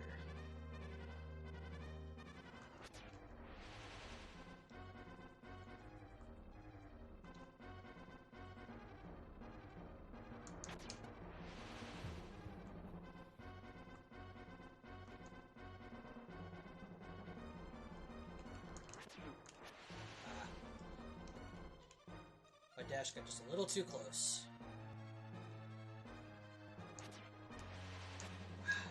And then that can happen if she was too low. I couldn't actually hit the proper ghost. There is one ghost that is real, and you have to hit that to get her to reform. And she actually gave me great RNG that time. What the heck is your Mummy Queen RNG in this run? That's really good. One bad cycle in the first fight, and no bad cycles in the second fight. Awesome. Alright, so those are the rest of the bosses in the game. We just have the final boss. And you'll notice that two of the bosses actually help us along the way after we beat them a second time, and they realize they don't stand a chance against us. And here Kara has come back, and she's going to show off her power walking skills.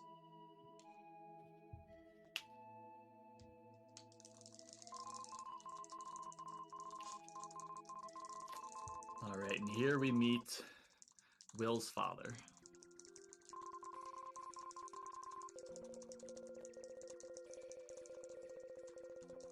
And due to a certain room inside of Babel that holds the light of the comet, he has turned into the form that he is in now. Yeah, we'll get a little bit of story, a little bit of lore. We'll figure out why some people don't evolve because of the light of the comet and why some people do. We'll learn about the ancient war, the knights, and we'll learn that Will's father actually holds the sixth mystic statue.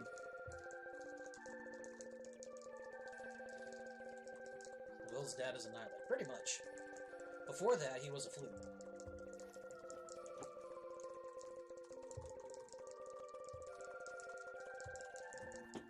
Yes. Right here, he gives us the last mystic statue that is required.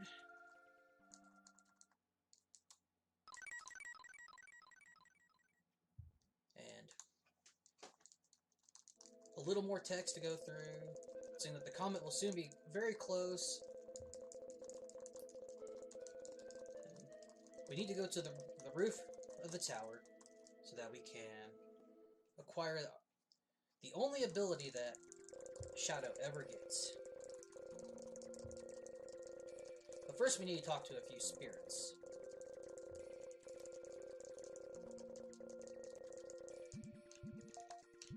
One of them, of course, being Seth right there, as you can tell from the purple text. And one being Hamlet. Good old Hamlet. Alright. With Kara being one of the knights also, they join together, they use the mystic statues, and Firebird is born. An amazing ability you only get to use on the final boss fight.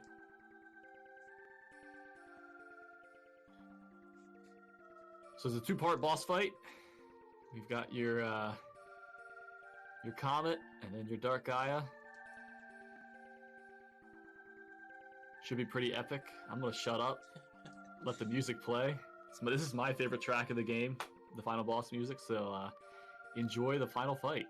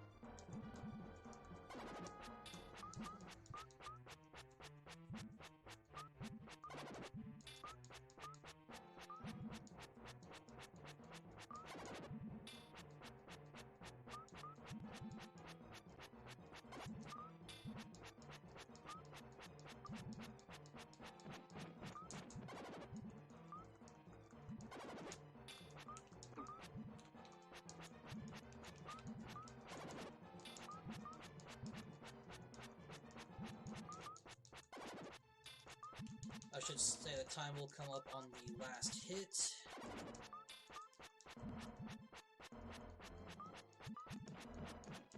Time. GG Sye. The Got that 3-cycle in. Whew.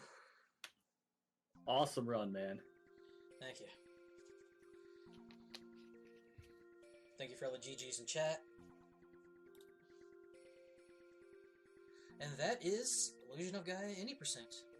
So yeah, if anyone here has any interest in learning the run for this game or just getting to be part of the community, shoot Sye990 a message, shoot myself a message. I'm SolarCell007. We will get you in that community. It's a great community. We'd love to help you learn the run. If you have any interest in the randomizer, because there is a randomizer generated for this game, also shoot us a message. We will get you into that. I'm not afraid to put a shameless plug up for that. So, yeah, thanks for letting me commentate, Sye. I hope everyone enjoyed watching this. I appreciate you commentating, and I appreciate the whole Rollin Deep community for allowing me to showcase this game. Alright, that was Illusion of Gaia. Thank you, everyone.